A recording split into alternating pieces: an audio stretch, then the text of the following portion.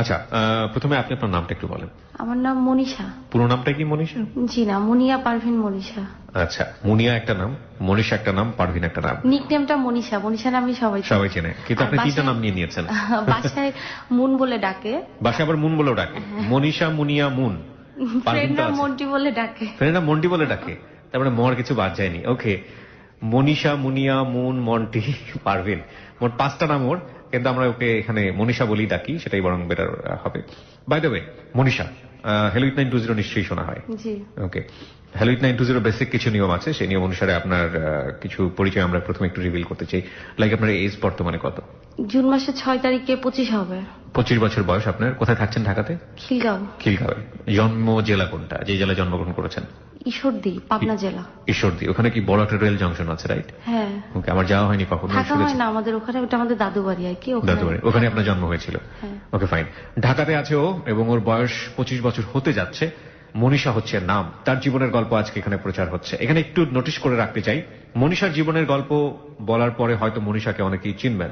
বেশ কিছুদিন আগে জানুয়ারিতে ওর জীবনে একটা ঘটনা ঘটে গেছে, যেটা নিয়ে বাংলাদেশের বিভিন্ন পত্র পত্রিকায় some sort of lead news হয়েছিল, in a different angle থেকে। কিন্তু hello with 920 is a one kind of complete life story.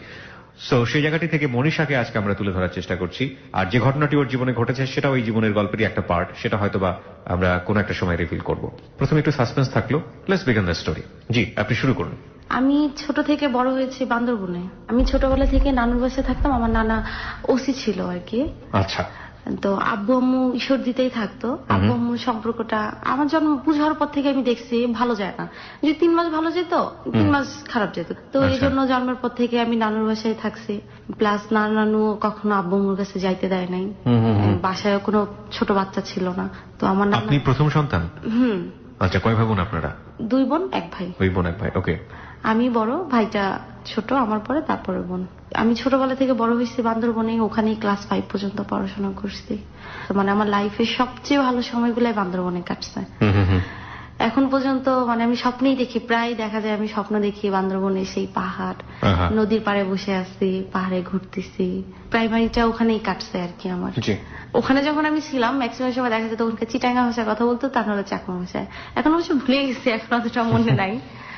তো ওখানে ক্লাস 5 পর্যন্ত ছিলাম। তো আব্বু আম্মুর সাথে ক্লাস 5 পর্যন্ত আমার মনে পড়ে 3 বার দেখা হয়েছে, 1 থেকে 5 পর্যন্ত আর কি। আব্বু আসতো দেখতে, মানে তার মন মেজাজ যদি ভালো থাকে দেখতে আসতো। আর আব্বু আম্মুর সম্পর্কটা খারাপ ছিল। আমার আব্বু একটু উড়নচণ্ডী টাইপসের ছিল, যে কিছু মানুষ থাকে না নিজের মতো নিজের লাইফটা লিভ করতে চায়, যে আমার যা ইচ্ছা আমি তাই করব, সংসার টংসারের উপর কোনো ই নাই। মানে আব্বু এমন ছিল না যে নেশাখোর বা অন্য মেয়ের প্রতি লিপ্সা, এরকম ছিল না। আর তার দেখা যেত উপার্জনের টাকা সেই ঘুরে ঘুরে শেষ করতো। আম্মুর সাথে প্রবলেম ছিল এটা নিয়ে। তারপরে 6-এ উঠবো আর কি, তখন আমি বান্দরবনে পড়াশোনা করছি হচ্ছে বালাঘাটাতে, বালাঘাটা সরকারি প্রাথমিক বিদ্যালয়। তো 6-এ উঠবো তখন আমার নানার পোস্টিং হয়, আমার নানার তখন পোস্টিং হয় কুমিল্লাতে। তো আমরা কুমিল্লা চলে আসবো, এই সময় হঠাৎ করে আমার আব্বুর মনে হয় যে তার মেয়ে কেন নানি বাড়ি থাকবে, তার মেয়ে তার কাছে থাকবে। তো এক প্রকার জোর করে আমাকে নিয়ে গেল, নিয়ে যায় আব্বু 6-এ ঈশ্বরদীতে, ওখানে ঈশ্বরদী গার্লসে আমাকে ভর্তি করে দিল, মানিকনগর গার্লসে। আমি আবার তখন অসুস্থ হয়ে যাই, আমার আবার হার্টের প্রবলেম দেখা দেয়। মানে আমার প্রবলেমটা দেখা দেওয়ার কারণ হচ্ছে আমি ছোটবেলা থেকে আমার নানুর কাছে মামাদের কাছে ছিলাম, একটা ডিস্টেন্স তৈরি হয়ে যায়। প্লাস আব্বুরও এই অসুখটা ছিল, দুইটা মিলাই মানে অনেক অসুস্থ হয়ে যায়। তারপরে ডাক্তারের কথা অনুযায়ী আবার ডাক্তার যখন বলে যে ওকে তাহলে ও নানির কাছে দিয়ে আসেন তাহলে ও সুস্থ হবে, আবার আমার নানির কাছে দিল। তো আমার স্কুলটা চেঞ্জ করা হয় না, আমি ওই মানিকনগরই ওখানেই ভর্তি থাকি। জাস্ট কুমিল্লা যায়, আমি ওই ওখানে পুলিশ লাইন স্কুলে ক্লাস করতাম আর এখানে এসে পরীক্ষা দিতাম। মানে ম্যাক্সিমাম সময় আমি অসুস্থ থাকতাম। এমনকি আমার স্কুলে সবসময় বলা থাকতো যে আমার শরীর খারাপ থাকলেই আমাকে যেন বাসায় পাঠিয়ে দেওয়া হয়, এবং টিচাররা পর্যন্ত আমার অনেক টেক কেয়ার করতো। তো আমার শরীরের অবস্থা মানে কন্ডিশনটা এমন হয়েছিল যে আমি যখন তখন সেন্সলেস হয়ে যেতাম। সেন্সলেস হয়ে গেলে সেন্স সহজে ফিরতো না। আর আমার হার্ট প্রচুর উইক ছিল। দেখা যাচ্ছে টিচার ক্লাসে অন্য স্টুডেন্টরা মারতেছে, যারা পড়া পড়তাম টিচার তাদের মারতেছে, আমি মারা দেখে আমি অসুস্থ হয়ে যেতাম। বা মারতেছে, মারার সময় স্যার আমাকে জিজ্ঞেস করলো এই উপপাদ্য এটা প্রমাণ বলো, বা এই সম্পদ এটা এটা কি, যাও বোর্ডে যাই বুঝাও। আমি আর তখন পারতাম না, আমি তখন ভেকা চাই যেত। ওই যে মাঠ দেখছি, মাঠ দেখলে আমার দেখলেই আর নার্ভাস হয়ে যেত। হ্যাঁ, আমি আর কিচ্ছু বলতে পারতাম না। স্যার আমার দিক তাকাতে, তুমি মাত্র লেখছো, তুমি কেন বলতে পারতেছো না? তুমি তার মানে দেখে লাগছো? আমি না স্যার, আমি তো দেখে লেখি না। তুমি দেখে লাগো, তুমি এখন বলতে পারতেছো না কেন? কেন বলতে পারতেন নিজের? আমার চোখ দিয়ে অনবরত পানি পড়ে যাচ্ছে, আমি বলতে পারতেছি না। কিন্তু আমি সত্যি আমি না দেখিয়ে লিখছি, কিন্তু আমি পড়াটা পারি এবং আমি শিখেও আসছি, কিন্তু আমি বলতে পারতেছি না। তো এভাবে ক্লাস 8 পর্যন্ত দেয়। ক্লাস 8 পর্যন্ত খুবই অসুস্থ থাকি, এরকম হসপিটালে ভর্তি, অক্সিজেন দিয়ে রাখা লাগে। এর ভিতরে আবার রিমোটেড ফিভার হয় আমার, মানে একটার পর একটা আমার লাগে থাকে। এটা লেগে থাকার কারণ হচ্ছে ওই যে আমার নানুর কাছ থেকে আমার নিয়ে আসছে, আমার যে একটা মানে মেন্টালি একটা প্রেশার পড়ে গেছে যে আমাকে কেন নিয়ে গেল জোর করে। আর আমি আমার দাদু বাড়ি থাকবো না, ছোটবেলা থেকে থাকছি আমি ওখানে।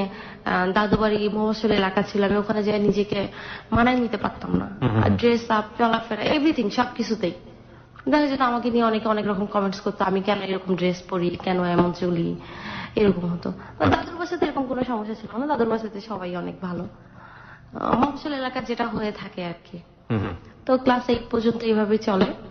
ক্লাস 9-এ উঠি, ওঠার পরে অতটা অসুস্থ হইতাম না আর কি। তখন পড়াশোনার প্রেশার বেশি, সায়েন্স নিলাম, ফাঁকিবাজিও তখন আবার অনেক বেশি হয়ে গেছে।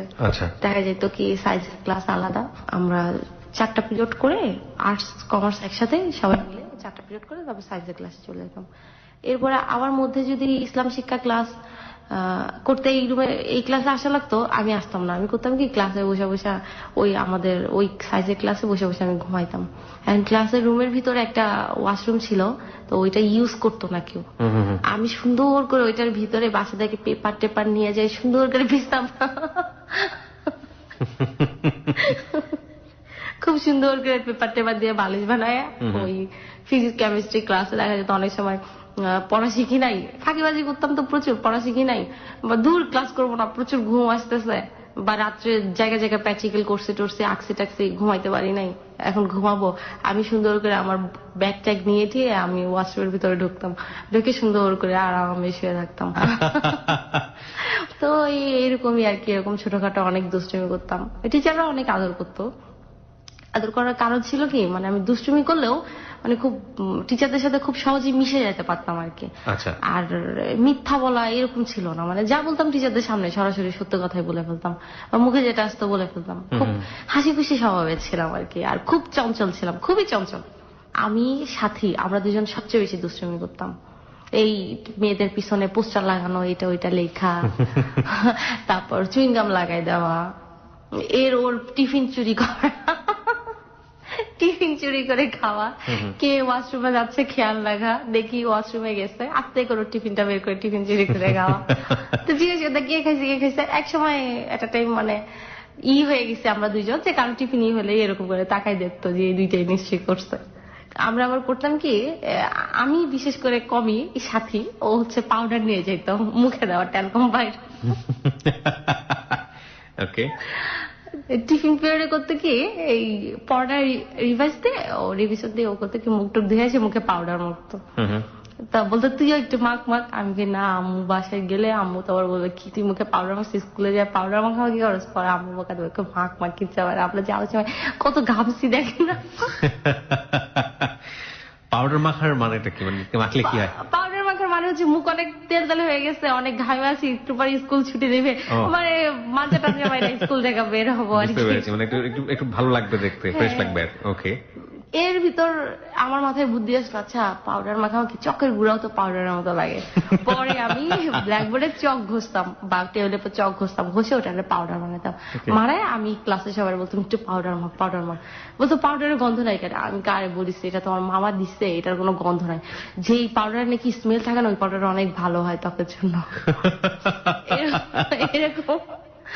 আচ্ছা, এরপর অনেক সময়, এটা হচ্ছে 9-10 এর কথা বলতেছি, মানে খুবই দুষ্টুমি করছি। তো অনেক সময় হয়তো কি, বৃষ্টি হচ্ছে, তো স্কুলে গেলে যাদের শরীর বেশি ভিজে যায় তো জামা কাপড়, তো টিচাররা প্রত্যেক রুমে রুমে যায় দেখতো কার বেশি বৃষ্টিতে বেশি ভিজছে। যদি যারা বেশি ভিজে যায় তো তাদের বলতো তোমরা বাসায় চলে যাও। আর বাসা যদি কাছে হয়তো বলতো কি তাহলে বাসা থেকে আরেকটু ড্রেস পরে চলে আসো, যে কয়েকটা পিরিয়ড করতে পারো। তা আমি করতাম কি, আমার বান্ধবী ছিল সাথী, করে বলতাম কি একটা কাজ করি, চল কলের পাড়ে যাই। কলের পাড়ে যাই কি গায়ে পানি ঢালে আসবো। তারপর তারপর গায়ে পানি ঢালতাম, পানি ঢালা বলতাম স্যার দেখেন স্যার অনেক ভিজে গেছি স্যার, ঠান্ডা লেগে যাবে। তারপর নাকে এরকম আঙ্গুল দিয়ে এরকম শিশির করলে তো হাঁচি চলে আসে, তো একটা হাঁচিয়া দিতাম এরকম ভাবে। তারপর এরকম ছুটি নিয়ে আমরা স্কুলের পিছন দিক দিয়ে সারা রাস্তা ঘুরতাম, হাঁটতাম, অমুকের গাছের এটা পায়রা খেতাম, তমুকের গাছের এটা পায়রা খেতাম। অনেক সময় টিফিন পিরিয়ডে ছুটি নিয়ে নিতাম। তো ছুটি নিয়ে এরপরে ঈশ্বরদীতে তো মানে সবারই জানার কথা, ওইদিকে তো আম, লিচু, কাঁঠাল ইকডোবার ফলনটা কিন্তু বেশি, তো ওখানে তো বাগানটাও বেশি। তো আমরা স্কুলের পিছন গেট দিয়ে বের হইতাম, বের হয়ে ওই দিক দিয়ে ওই খেয়াল করতাম কার লিচু পাহারা দিচ্ছে, কোন লোকটা একটু বুড়া মানে একটু বয়স্ক আর কি, বয়স্ক হলে একটু মানে ফাঁকি দিতে একটু সুবিধা হবে। তো এরকম দেখে একদিন করলাম কি, এক মুরব্বীকে যাই বলতেছি সালাম দিয়ে যে আসসালামু আলাইকুম দাদা ভালো আছেন, বলতেছে হ্যাঁ তোমরা কে, চিনলাম না তো, মানে ওখানকার ভাষায় বলতেছে। আমার দাদু বাড়ি হলেও আমি মানে ওখানকার ভাষাটা ভাবে বলতে পারি না। আচ্ছা, বলতেছি যে আপনি আকমল ব্যাপারীরে চেনেন না? হ্যাঁ চিনি তো, কি হয়েছে? আমি আমরা তো আকমল ব্যাপারীর নাতি। কয় তো কি হয়েছে? যে আমার দাদা তো এরকম লিচু দিতে বলছে 100, 100 লিচু দিতে বলছে। হ্যাঁ তাহলে দাঁড়াও পাইরে দেই। আমি কই দেন 100 লিচু দিতে বলছে, বাসে যাওয়ার সময় নিয়ে যেতে। মানে আমরা আগেই খবর নিচ্ছি যে ওই গাছের অরিজিনাল মালিক হচ্ছে আকমল ব্যাপারী। আচ্ছা, আর সে হচ্ছে ওই যে প্রত্যেক বছরে মানে একজনের কাছে ওই যে লিজ দেয় না, মানে মনে করেন আমার গাছ থাকলো, আমি আপনাকে এই বছরের ফলনটা আপনার কাছে বিক্রি করে দিলাম, এরকম আর কি। বুঝতে পেরেছি। হ্যাঁ, তো এরকম 100 লিটার দিল, আমরা দুজন তো আরাম এসে সারা রাস্তা হাঁটতেছি খাইতেছি, একদম খায়াটে এত মানে জিভা টিব্বার অবস্থা, 12টা বাজে যেত, তারপরেও খাইতাম। আরেক গাছের আম চুরি করতাম, ঢেল দিয়া আম পাড়তাম, কাঁচা আম। তো আমাদের ওইদিকে তখন নতুন বিশ্বর হচ্ছিল আর কি। জি, তো আমরা ওই রাস্তা দিয়ে না এসে ওই নতুন বিশ্বর দিয়ে হাঁটতে হাঁটতে, অনেক দূর হইতো বিশ্বর দিয়ে গেলে, তারপর ওই রাস্তা দিয়ে টাইম পাস করার জন্য হাইটে আসতাম। বৃষ্টি হলে বৃষ্টিতে ভিজতাম, গরুর গাড়ি দেখলে গরুর গাড়িতে উঠতাম, লাফায় উঠতেন। হ্যাঁ লাফায় উঠতাম।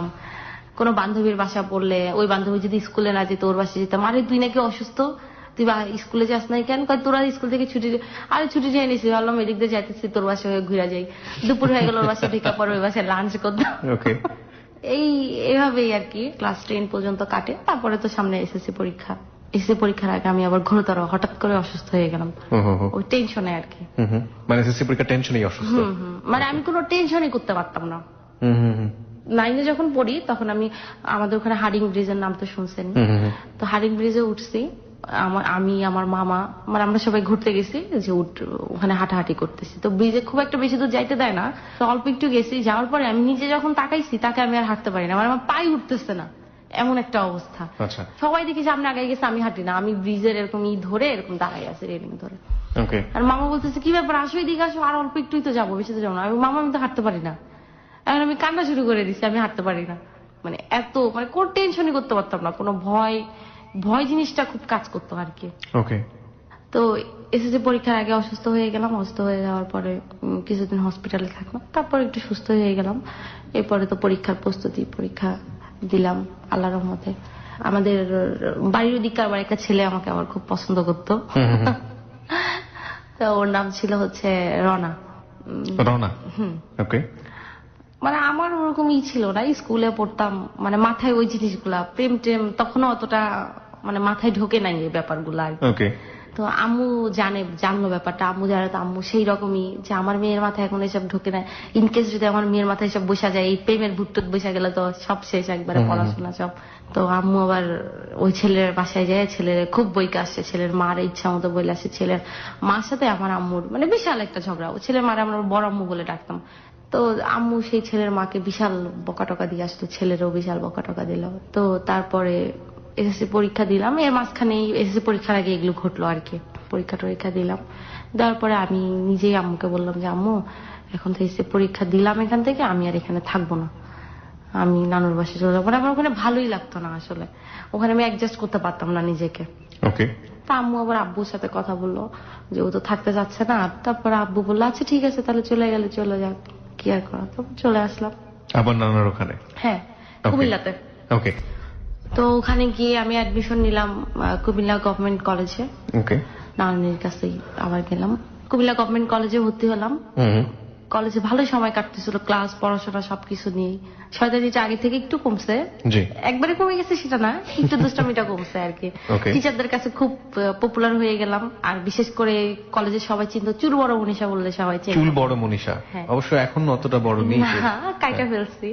আগে অনেক বড় চুল ছিল, সিল্কি ছিল তো, আর অনেক বড় ছিল, সবাই চুলের অনেক প্রশংসা করতো। অনেক ফ্রেন্ডরা দেখা যেত চুল নিয়ে ওই বন্যতা সেনের কবিতাও বলতো, চুল তার কবে কার অন্ধকার। হ্যাঁ, দুষ্টুমি তো আর কমে নাই, টিচাররা এই দুষ্টুমির জন্য আরো বেশি চিন্তা আর কি। অনেক দুষ্টুমি করতাম, তো ক্লাস করতাম, ক্লাসের শেষে এই আড্ডা মারতাম ফ্রেন্ডদের সাথে। তারপর তো প্রাইভেট ছিল, এইভাবেই কাটলো ইন্টার ফার্স্ট ইয়ারটা। সেকেন্ড ইয়ার 2007 আর কি, আমি 6 এসএসসি দিচ্ছি 2007-এর মাঝামাঝি দিয়ে আমার নানা বদলি হলো বরিশাল। তো এখন আমার নানা তখন রিটায়ার্ডের সময় চলে আসছে, মানে বরিশাল বদলি হলে ওখান থেকে আমার নানাদের হোম ডিস্ট্রিক্ট আবার বরিশাল আর কি, তো ওখান থেকে রিটায়ার্ড করে ফেলবে আর কি আমাকে। আমি তাহলে এখন কি করব?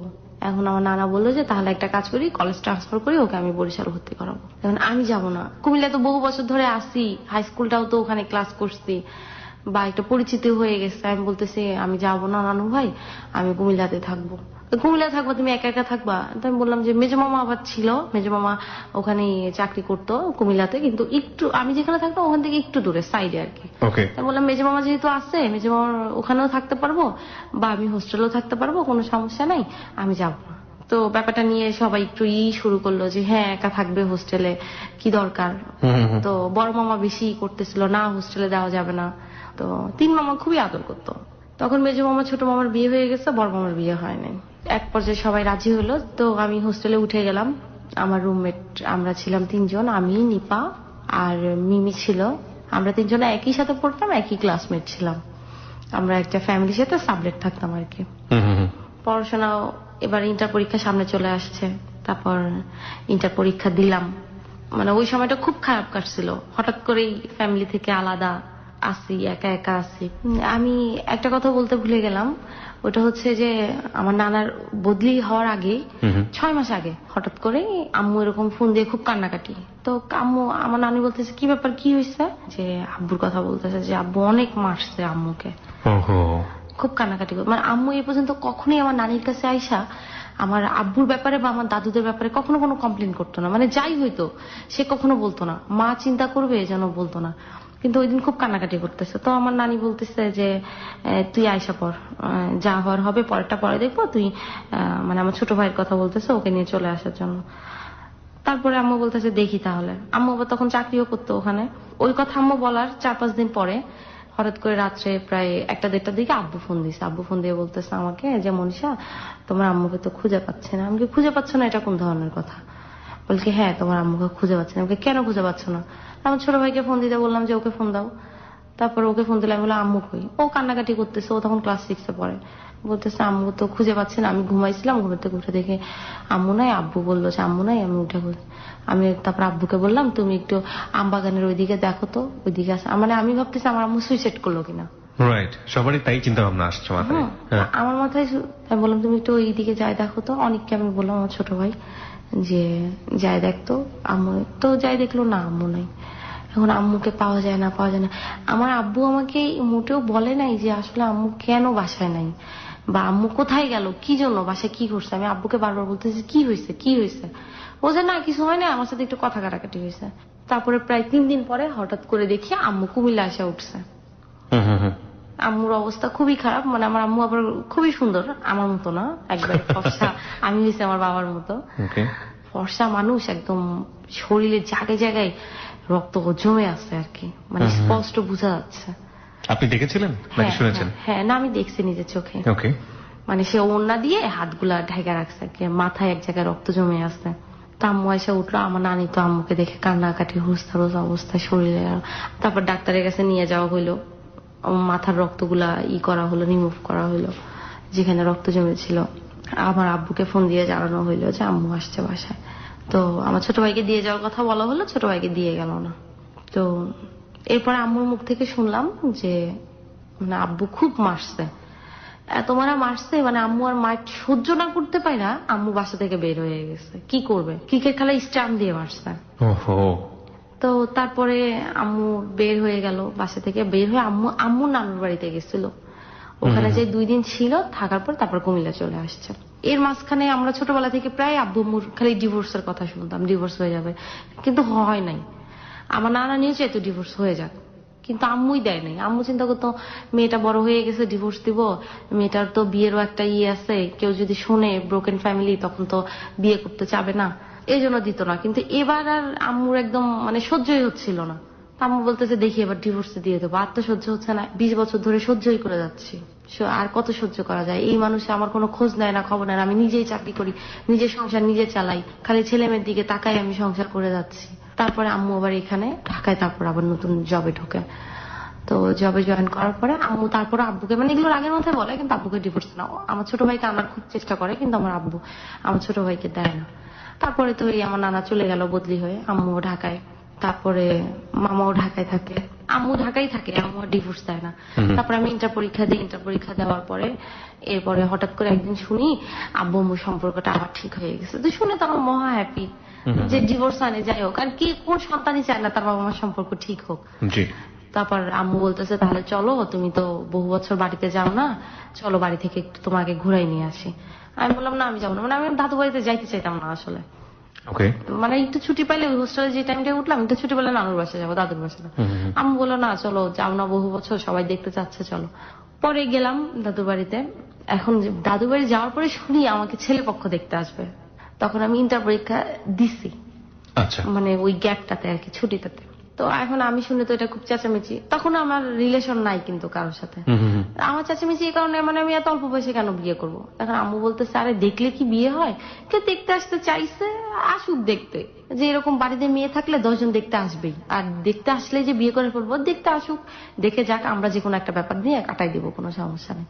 তো আমি আর জানি না দেখতে আসবে, আমি বাইরে ক্রিকেট খেলতেছিলাম, তো দেখি 2টা ছেলে আইসা জিজ্ঞেস করতেছে আর কি যে এখানে মনীষাদের বাসা কোনটা। আমার চাচতো বোনকে জিজ্ঞেস করতেছে, আমার চাচতো বোন হচ্ছে ওই যে ওইটা মনীষা। তো আমি তখন আমার 3 কটা প্যান্ট আর গেঞ্জি পরেছিলাম। আমি ছেলে 2টারে দেখে আমি আবার চিন্তা করতেছি ছেলে 2টা কে, ছেলে তো এই এলাকার মনে হচ্ছে না, আবার আমি ওই এলাকার কাউকে তেমন চিনিও না। আমি বলতেছি কে হইতে পারে ছেলে, আমি একটু সামনের দিকে আগে গেছি। তো বলতেছে এখানে মনীষাদের বাসা কোনটা। আপনারা কোথা থেকে আসছেন? বলতেছে আমি তো এরকম মনীষার আম্মু আসতে বলছে এরকম। তখন আমি শুনি, আমি আর কোনো কথা না বলে আমি বাড়ির ভিতর চলে গেছি। তারপর আম্মুর আমি বলতেছি আম্মু তোমার গেস্ট আসছে। আম্মু আবার ওনাদের নিয়ে ড্রয়িং রুমে বসাইলো, আমি আবার ড্রেস চেঞ্জ করে আমি যাই বসলাম, কথা টথা বললাম। তা আমি আবার ছেলেটাকে চিনতাম, ছেলেটাকে দেখেই আমি আবার চিনতে পারছি, ছেলেটা আমাদের আমার সম্পর্কে আত্মীয় হতো। তো ওই ছেলেটার সাথে আম্মু আমার বিয়ের কথা বলছে, মানে ছেলেটা বড় হওয়ার পরে আমাকে দেখে নাই, ছোটবেলা দেখা হয়েছিল আর কি। ছেলেটাকে দেখে আমি চিনছি, এরপর কথাবার্তা বললাম। ছেলের একটা ফ্রেন্ড গেছে ঢাকা থেকে, তো ছেলের ফ্রেন্ডের সাথে কথা টথা হইলো, তারপর ফোন নাম্বার নিল। ফোন নাম্বার নেওয়ার পরে আমি ইন্টারে উঠেই ফার্স্ট মোবাইল ইউজ করি, এর আগে ফোন ইউজ করি নাই। তো আমার ফোন নাম্বার নিল, নেওয়ার পরে তারপরে তো চলে গেল। এরপর আমি আবার ঢাকায় চলে আসলাম, ঢাকায় থাকলাম বেশ কিছুদিন। থাকার পরে মানে ঢাকায় ছোটবেলা থেকে আসা যাওয়া হইতো, ওই আত্মীয় স্বজন থাকতো, এখানে বেড়াইতে আসতাম, মামার বাসা ছিল, মামার বাসায় বেড়াইতে আসতাম, এরকম ভাবে। তো তারপরে ঢাকা থেকে আবার কুমিল্লা চলে গেলাম, যে সামনে অ্যাডমিশন, চলে যাই। তারপরে কুমিল্লা চলে গেলাম। কুমিল্লা যাওয়ার পরে ওই ছেলে আমাকে ফোন দিছিল, যে ছেলে আমাকে দেখতে গেছিল, ওই ছেলে আমাকে ফোন দিছে। ফোন দিয়ে বলতেছে যে মনীষা এরকম তো তোমার আব্বু আমাদের বাসায় ফোন দিছে, ফোন দিয়ে যেন কি বলছে। আমি তো বলতে পারি না এই ব্যাপারে কোনো কথা, মানে ছেলে কিন্তু এই মাঝখানে আমাকে আর ফোন দেয় নাই, মানে ছেলে যে আমার সাথে লাইন মারবে টাঙ্কি মারবে এরকম কোনো চেষ্টাও করে নাই, দেখতে গেছে। তারপরে এই কথা বলে আমি বললাম যে আমি তো জানি না। আমি আচ্ছা ঠিক আছে, আমি আম্মুকে ফোন দিচ্ছি। আম্মুকে ফোন দিয়ে বললাম আম্মু আব্বু নাকি ওই ছেলেদের, যে ছেলে আমাকে দেখতে গেছে ওই ছেলের বাসায় নাকি ফোন দিচ্ছে, কি নাকি বলছে। আম্মু বলতেছে আমি তোর সাথে পরে কথা বলতেছি, মানে আম্মু মেজাজ খুব খারাপ হয়ে আছে বুঝলাম। একটু পরে আম্মু ফোন দিল, ফোন দিয়ে আম্মু আমাকে বলতেছে হ্যাঁ তোর আব্বু এরকম কাজ করছে, ওই ছেলের বাসায় ফোন দিছে, ফোন দিয়ে বলছে কি উল্টাপাল্টা কথাবার্তা বলছে। মেয়ের বিয়ের কথা যেখানে হয়েছে সেখানে কি কেউ উল্টাপাল্টা কথাবার্তা বলে? হ্যাঁ, আমি এরকম পাগল মানুষ নিয়ে আমি কয়দিন সংসার করবো, যার মাথাটা তাই ঠিক নাই, কোনো ব্যাপারে কোনো সেন্স নাই। হ্যাঁ, ওখানে বিয়ে হোক আর না হোক, কিন্তু ওখানে যে একটা কথা বললো আমার নামে কিংবা তোর নামে, যে ফালতু কথা, যে আমার মেয়ে বিয়ে করবে না, বা আমার বউয়ের সাথে আমার এরকম সম্পর্ক, বউ এরকম সেরকম, এগুলো বললে আমার তো ওখানে একটা মান সম্মানও থাকে, বিয়ে হলে হোক না হলে না হোক, আত্মীয়তার ভিতরে। তো আম্মু খুবই খারাপ হয়ে গেছে ব্যাপারটা নিয়ে, এত মেজাজ খারাপ হয়েছে আম্মুর যে আম্মু এবার ডিভোর্স দিয়েই দিবে, এবং আম্মু ডিভোর্স দিয়েও দিল। এই আপনার বিষয়টাকে কেন্দ্র করে? হ্যাঁ, মানে আব্বু ব্যাপারটাকে এত বড় করছিল আর আব্বু এত বাজে বাজে কথা বলছিল ব্যাপারটা নিয়ে, মানে আম্মু খুবই রাগ হয়েছে। বুঝতে পেরেছি। যে আর সহ্যের তো মানে মানুষের একটা সহ্যের সীমা থাকে, এবার তো আর সহ্য হচ্ছে না আম্মু ডিভোর্স দিয়ে দিল হঠাৎ করে। আম্মু আমাকে ফোন দিয়ে বললো আমি তোর আব্বুকে ডিভোর্স দিয়ে দিছে। আমি শুনে মানে মনে হলো মানে আমি আসমানের পথে করলাম। একদিন তো খালি শুনতাম ডিভোর্স দিবে, হঠাৎ করে ডিভোর্স নিয়ে ইনফ্যাক্ট ভয় তৈরি হয়ে গেছে, ডিভোর্সটা কি, রাইট? হ্যাঁ, ডিভোর্স দিয়ে দিল। আর ডিভোর্স দিয়ে দিল শুনে মানে আমি টোটালি শকড যে ডিভোর্স দিয়ে দিল। আর আব্বু কেন এই কাজটা করলো? আমরা চাইলাম আব্বু আম্মুর সম্পর্কটা এতদিন পরে ঠিক হয়ে গেল, এখন এই কাজটা করলো। আব্বু কেন করলো কাজটা? আমি আব্বু তো মেয়ে সম্পর্কে কেউ এই ধরনের কাজ করে? আর বিয়ে ওখানে আব্বুর পছন্দ না, বা আমিও চাচ্ছি না। আব্বু এই ব্যাপারটা আম্মুকে বলতো যে তুমি ওখানে বিয়ে দিও না মেয়ে, তাহলেই তো হইতো। এত কিছু করার কি দরকার ছিল? রাইট। তো তারপরে আমি আব্বুর কাছে ফোন দিলাম, ফোন দিয়ে বললাম যে আব্বু তুমি কাজটা কি ঠিক করলা? এখন যে এরকম একটা ব্যাপার হয়ে গেল, আম্মু তো ডিভোর্স লেটার পাঠাই দিচ্ছে, এখন কি করবা তুমি? আমাদের লাইফটার কি হবে? আমরা কার কাছে থাকবো? তা আম্মু ডিভোর্স লেটার লিখে দিল হচ্ছে ছেলে বাবার কাছে থাকবে, মেয়ে মার কাছে থাকবে। আচ্ছা। এরপর আম্মু অনেককে আনার খুব চেষ্টা করছে, আনতে পারে নাই, আব্বু দেয় নাই অনেককে। তারপরে আমি কুমিল্লাতে অ্যাডমিশন নিলাম ভিক্টোরিয়া কলেজে ডিগ্রিতে। তারপরে আমি পড়াশোনা শুরু করলাম আবার। আর মাথার ভিতরতে এরকম এসব টেনশন আসতেই, এই যে ডিভোর্স হয়ে গেল, এটা তো একটা আব্বু আম্মুর রিলেশন ভেঙে গেল, মানে বিশাল একটা ব্যাপার, মানে মনের উপরে খুব বড় একটা চাপ সৃষ্টি হলো আর কি। সারাক্ষণই মন মেজাজ খারাপ থাকতো, ম্যাক্সিমাম সময় মন মেজাজ খারাপ থাকতো যে এটা কি হলো, আমাদের লাইফটার কি হলো। ছোটবেলা থেকে নানু বাড়ি থাকলাম, বাবা মার ভালোবাসা পাইলাম না ওরকম, আবার এমন একটা ব্যাপার ঘটে গেল, কি হবে লাইফটার। তারপরে আমি তখন হোস্টেলে উঠলাম, ওখানে হোস্টেলের নাম ছিল নাহার মঞ্জিল। মানে আমরা যে সাইডে থাকতাম ওই সাইডটা পুরাটাই মেয়েরা থাকতো, আর যে বিল্ডিং এ থাকতাম ওই বিল্ডিং এ পুরাটা মেয়েরা থাকতো। একটা রুমে 4 জন 3 জন 2 জন এরকম রুম ছিল, তো আমরা 4 জনের রুমে থাকতাম। আমি ফার্স্টে যখন উঠলাম নাহার মঞ্জিলে, তখন আমার রুমমেট ছিল আমি, নাজদিন, শিরিন আপু। অ্যাডমিশন নিলাম, তারপর পড়াশোনা শুরু করলাম। পরে আমি আবার প্যারামেডিক্যালে ভর্তি হলাম। হঠাৎ করে মনে হলো যে না, একজন বললো এক ফ্রেন্ড যে প্যারামেডিক্যালে কোর্স করতে পারছিস, তুই তো সায়েন্স স্টুডেন্ট ছিলি, বেটার হবে। আর আমার পড়াশোনাটাও আসলে হচ্ছিল না, কারণ হচ্ছে ওই যে মাথায় ওই প্রেশার, মানসিক একটা চাপ, মানে পড়াশোনায় মনোযোগ বসাতে পারছিলাম না। দিন দিন দেখা যাচ্ছে আমার সবকিছু মানে ভালো করব কি, আমার ওর খারাপ হয়ে যাচ্ছে সবকিছু। প্যারামেডিক্যাল ভর্তি হলাম, পড়াশোনায় অনেক ব্যস্ত হয়ে গেলাম, ভাবলাম যে এটা নিয়ে নিজেকে ব্যস্ত রাখি। এবং আমি প্রচুর কিন্তু ওই যে দুষ্টুমিটা কিন্তু করতাম হোস্টেলে। আমি এত দুষ্টুমি করতাম, মানে আমি নাকি হোস্টেলে না থাকলে কারো নাকি ভালোই লাগতো না। মানে আমার দুষ্টুমি করার কারণটাই থাকতো কিন্তু ওই একটা ব্যাপার, মানে সবকিছু থেকে নিজেকে ভুলায় রাখা। তো প্যারামেডিক্যালে ক্লাস করতাম হচ্ছে দুপুর থেকে, আর অনার্সে ক্লাস করতাম সকাল থেকে। তো একদিন ওইটা হচ্ছে 2009 কথা আর কি। আমার 3 তলায় কর্নি নামে আমার এক ফ্রেন্ড থাকতো। তো ও বললো যে আমি তো তখন প্রেম টেম করতাম না, এমনি জাস্ট ফ্রেন্ড সার্কেল ছিল, মানে ওরকম ফ্রেন্ড না যে বয়ফ্রেন্ড ছিল ওরকম না, ফ্রেন্ড। তো ও বললো যে মনীষা, আমার এরকম একটা ফ্রেন্ড আছে, ও তোমার সাথে কথা বলতে চাচ্ছে। আমি কথা বলতে চাচ্ছে, কথা বলাই দিও, সমস্যা নেই। বলে কথা বলতে চাচ্ছে কি, আমি পরিচয় করাই দিব, তুমি কথা বলে। আমি বললাম আচ্ছা ঠিক আছে। তো একদিন পরিচয় করাই দিল, ওর নাম হচ্ছে নাজমুল। হ্যাঁ, ওকে। তো পরিচয় করাই দিল, ও হচ্ছে বিজিএম থেকে মার্সিটাইজিং কমপ্লিট করছে। তখন আপনি ইন্টারমিডিয়েটে পড়েন না? তখন আমি অ্যাডমিশন নিলাম মাত্র। ইন্টারমিডিয়েটে অ্যাডমিশন নিচ্ছেন? ইন্টার কমপ্লিট করে ফেলছি। কোথায় অ্যাডমিশন নিলেন? এটা ভিক্টোরিয়াতে, কুমিল্লাতে। মানে আমি আর কুমিল্লা ছাড়লাম না। কোন সাবজেক্টে? প্যারামেডিক্সে? না, প্যারামেডিক্সে তো ভর্তি হলাম, পাশাপাশি আমি ডিগ্রিতে ভর্তি হলাম। ওকে। তো তারপরে ভর্তি হলাম, এরপরে ওই নাজমুলের সাথে পরিচয় হলো। পরিচয় হওয়ার পরে কথাবার্তা শুরু হলো ফোনে, এই হাই হ্যালো কথা আর কি, কেমন আছে, ভালো আছে, এগুলো এক কথা 2 কথা এভাবে। এটা 2009 কথা। জি। তো তারপরে এভাবে কথা বলতে বলতে ওর সাথে আমার খুব ভালো একটা সম্পর্ক হয়ে যায়। ও আমাকে একদিন প্রপোজ করলো যে আমাকে ওর ভাল লাগে, ও আমার সাথে প্রেম করতে চায়। আর তারপরে আমি বললাম যে আসলে প্রেম করবো কিনা জানি না, ভাল লাগে কথা বলতে পারি। তো এরকম ভাবে কথা বলতে থাকি। যাই হোক, দুজনের ভিতরে একটা প্রেম সম্পর্কই হয়ে যায় একটা টাইম।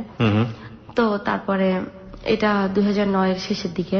তো আমি ওকে আমি বললাম যে দেখো, তুমি আমার সাথে প্রেম করতেছো, বা আমিও এরকম, আমাদের একটা রিলেশন আছে, রিলেশনটা কত দূর যাবে, কত দূর বলে, তুমি কতদূর নিতে চাও? আমি কতদূর নিতে চাই, মানে আমি তো ওরকম মেয়ে না যে আজকে এক ছেলের সাথে প্রেম করলাম, ভাল লাগলো না, ছেড়ে দিব। কালকে একটা ছেলের সাথে প্রেম করলাম, ভাল লাগলো না, ছেড়ে দিব। আর আমার সাথে তুমি কথা বলে বুঝতেও পারছো আমি এরকম টাইপসের মেয়ে না। আমি তারপর বললাম যে দেখো আমার লাইফে এরকম এরকম প্রবলেম, ব্রোকেন ফ্যামিলি বা এরকম, এখন তুমি হচ্ছে তোমার বাবার একমাত্র ছেলে, এখন তোমার ফ্যামিলি থেকে কি মাইনা নিবে এগুলো সব? যদি এরা মাইনা নেয় তাহলে আমি সামনে আগাবো, আর যদি মাইনা না নেয় তাহলে বাবা আমাদের রিলেশন এখানে ব্রেকআপ করে দেওয়াটাই বেটার। ও বললো যে তাহলে আমি এখনই বাসায় বলবো, পরে বলে। বললাম না, পরে কেন, আমি কথা বলতে বলতে এমন সময় হবে তোমার উপর আমি অনেক দুর্বল হয়ে গেলাম, তখন তো আমি সরে আসতে পারবো না, তখন আমার লাইফের কি হবে? তুমি তোমার মতো তোমার বাবা মার কথা শুনলা, কিন্তু আমার লাইফের কি হবে? তারপর ওকে আমি অনেক প্রেশার দিলাম, প্রেশার দিয়ে আমি ওকে বাসায় বলাইলাম। বাসায় বলানোর পরে ওর বাসা থেকে, ওর বাবা মার একমাত্র ছেলে ছিল আর কি, ওদের আর্থিক অবস্থা অনেক ভালো ছিল সব দিক দিয়ে। বাবা প্রফেসর ছিল চাঁদপুরের কচুয়াতে, বঙ্গবন্ধু কলেজের প্রফেসর ছিল, মাও শিক্ষিত ছিল। তো ওদের ফ্যামিলি থেকে ওরা চাচ্ছে না, ওদের ফ্যামিলির কথা হচ্ছে যে না আমরা ব্রোকেন ফ্যামিলির কোনো মেয়ে নিয়ে আসবো না, আমাদের একটা মাত্র ছেলে, আমরা ব্রোকেন ফ্যামিলি মেয়ে নিয়ে আসবো না। ও কথাটা আমার কাছে ফার্স্ট একটু লুকাই গেল, পরে আমি প্রেশার দেওয়ার পর বললো যে হ্যাঁ আমার বাসা থেকে এরকম রাজি না। রাজি না যখন বাবা, তাহলে তোমার মতো তুমি থাকো, আমার মতো আমি থাকি, আমি এই রিলেশন আর সামনে আগাইতে চাই না। তো ওকে আমি না বলে দিলাম, ও মানতে রাজি না। না আমি তোমার সাথে রিলেশন ব্রেক করবো না। আমি কেন ব্রেক করবো না? আমি যেভাবে হোক আমার ফ্যামিলিকে ম্যানেজ করবো। আমাকে তাহলে ম্যানেজ করি, তুমি আইসো, তুমি আমার সাথে রিলেশন কন্টিনিউ করতে সমস্যা কি? আমি এখানে কি জোর যাবো নাকি রিলেশন নিয়ে? তুমি বলো আমি যেভাবে হোক আমার ফ্যামিলি ম্যানেজ করবো। আমি কি তুমি যখন ফ্যামিলি ম্যানেজ করবো তুমি তখনই আইসো, এর আগে তোমার আসার দরকার নেই, আর এর আগে তোমার আমার সাথে যোগাযোগ করার দরকার নেই। যোগাযোগের সমস্যা কি? আমি যোগাযোগের সমস্যা তো আমি যত তোমার সাথে কথা বলবো আমি তত উইক হয়ে পড়বো তোমার উপরে। তো একটা সময় দেখা যাবে কি তোমার ফ্যামিলি থেকে রাজি হলো না, আর তোমার সাথে আমি কথা বলে যতটুকু বুঝতে পারছি আসলে তুমি তোমার ফ্যামিলির অমতে যাবো না। আমি অমতে যাবো না, আমি ফ্যামিলিকে রাজি করে আসবো। আমি কাছে ঠিক আছে তুমি রাজি করে আইসো। তো ওটার সাথে ওর সাথে আমার এরকম তর্ক বিতর্কই হয় বলতে গেলে। তো সময়টা একটু খারাপই যায়, মানে খুব খারাপ লাগে যে আমি ফার্স্টে থেকে আসলে আমি এমন চাই নাই আমার লাইফে। আর প্রেম টেমি করছে না, এরকম প্রেমই যেহেতু হইলো তাহলে এরকম হইলো কেন? তো আমি চিন্তা করলাম যে আসলে আমার মনে হয় প্রেম টেম এসব মনে হয় আমার হবে না, আমার দ্বারা প্রেম বিয়ে এসব সম্ভবই না, আর এরকম হওয়াটাই স্বাভাবিক। বাবা মা যেহেতু এরকম অবস্থা, তখন বিয়েটার উপরও না মানে একটা চলে আসলো যে বিয়ে হলেই মনে হয় ডিভোর্স হবে বা বিয়ে হলেই রিলেশন খারাপ হয়ে যায়, এরকম একটা মানে একটা চিন্তা ভাবনা, হ্যাঁ অটোমেটিকলি চলে আসলো আর কি, এরকম একটা চিন্তা ভাবনা। মনে করলাম তা লাইফে বিয়েই করবো না, এর থেকে বেটার এরকম একাই থাকা। তো হোস্টেলে খুব ভালো সময় কাটতো, মানে যারা আপুরা ছিল খুবই আদর করতো আমাকে, মানে খুব টেক কেয়ার করতো তারা আমাকে, খুব মজার সময় কাটাইছিল হোস্টেলে আর কি। মানে বাবা মার সাথে থাকাও মানে এত, বাবা মার সাথে তো থাকিই নাই, যে সময়টাই ছিলাম খুব খারাপ সময় ছিল। আমি আবার আমার রুমমেটদের বাড়িতেও বেড়াইতে যাইতাম, তো বাড়িতে যাইতাম না, তো ওদের বাড়িতেই বেড়াইতে যাইতাম। আম্মু খুব চেষ্টা করতো ঢাকায় নিয়ে আসার জন্য, ঢাকায় ভর্তি হওয়া, ঢাকায় পড়াশোনা কর। আমি ওই ঢাকায় দেখা যেত ছুটি হলে সপ্তাহে একবার ঢাকায় আসতাম, আইসা বাসায় আইসা থাকতাম, কিন্তু আমি আবার চলে যেতাম। আম্মু বারবার বলতো যে ঢাকায় ভর্তি হওয়া, আমি এত বড় বাসা নিয়ে আমি একা একা থাকি, তুই থাক, তো সমস্যা। না আম্মু আমি থাকবো না। তো ওই নাজমুলের সাথে হয়ে যাওয়ার পরে, তো এটা হচ্ছে 2010-এর কথা, আমি প্যারামেডিক্যাল ক্লাসে যাব, আমি পড়া রিভাইজ দিচ্ছি আর আমি একটা চিত্র আঁকতেছি আর কি। এই সময় হঠাৎ করে একটা ফোন আসছে, ফোন ধরার পরে বলতেছি যে সালাম দিয়ে বলতেছে কে? আমি জ্যাক বলতেছি। জ্যাক? হ্যাঁ, বুঝতে পারলাম যে নিশ্চয়ই টাঙ্কি মারার জন্য কেউ ফোন দিছে। তো আমি বললাম ভাইয়া এখানে তো রোজ নামে কেউ নাই, আপনি অন্য নাম্বারে ট্রাই করেন। বলে কে বললো? এই যে আমি তো রোজকেই তো ফোন করছি, এই যে আপনি বলতেছেন। তারপরে বললাম যে না ভাই আপনি রং নাম্বারে ফোন দিচ্ছেন, আসলে আমি তো মনীষা বলতেছি। মানে আসে না যে ফোন করলে করে বলবো আমি, আর আমার হচ্ছে ক্লাস কিছুক্ষণ পরে পড়তেছি, রিভাইজ দিচ্ছি, এই জিনিসটা মাথায় ঘুরতেছে। তখন আমি বলতেছি দেখেন ভাইয়া আপনি যেই হন আপনি পরে ফোন দেন, এখন না। আমি ভাবতেছিলাম আমার আবার কাজিনরা অনেক সময় ফোন দিয়ে ফাজলামি করতো, তো ভাবতেছি এরকম পরে আমি আপনি যেই হন আপনি আমাকে সন্ধ্যার পরে ফোন দেন। লাইনটা কাটিয়ে দিচ্ছি, 10 মিনিট পরে দেখি আমি আবার পড়তেছি, 10 মিনিট পরে আবার ফোন দিচ্ছি। ফোন দেওয়ার পরে আমি বলতেছি যে কি ব্যাপার ভাই আপনি বারবার ফোন দিচ্ছেন কেন? বলতেছে আপনি কে এটা বলেন তো। আমি বলতেছি যে আমি যেই হই, আপনি কে? তারপর বলতেছে আমি তো বললামই আমি জ্যাক। আমি বললাম ভাই আপনি তো বললামই আপনি এখানে রোজ তো নাই, যেখানে আছে আপনি ওখানে খোঁজ করেন। বলতেছে আমি তো এখানেই খোঁজ করতেছি। আমি বলছি এখানে তো নাই রে ভাই। আমার বলতেছে আপনি কি করেন? আমাকে দেখেন ভাইয়া আপনি যাকে ফোন দিচ্ছেন সে ঠিক আছে, আপনি রোজকেই ফোন দিচ্ছেন, কিন্তু ফোনটা হচ্ছে আমার আপার, আমি হচ্ছে এই বাসার কাজের মেয়ে, আমি কাজ করি এই বাসায়, আর ওকে।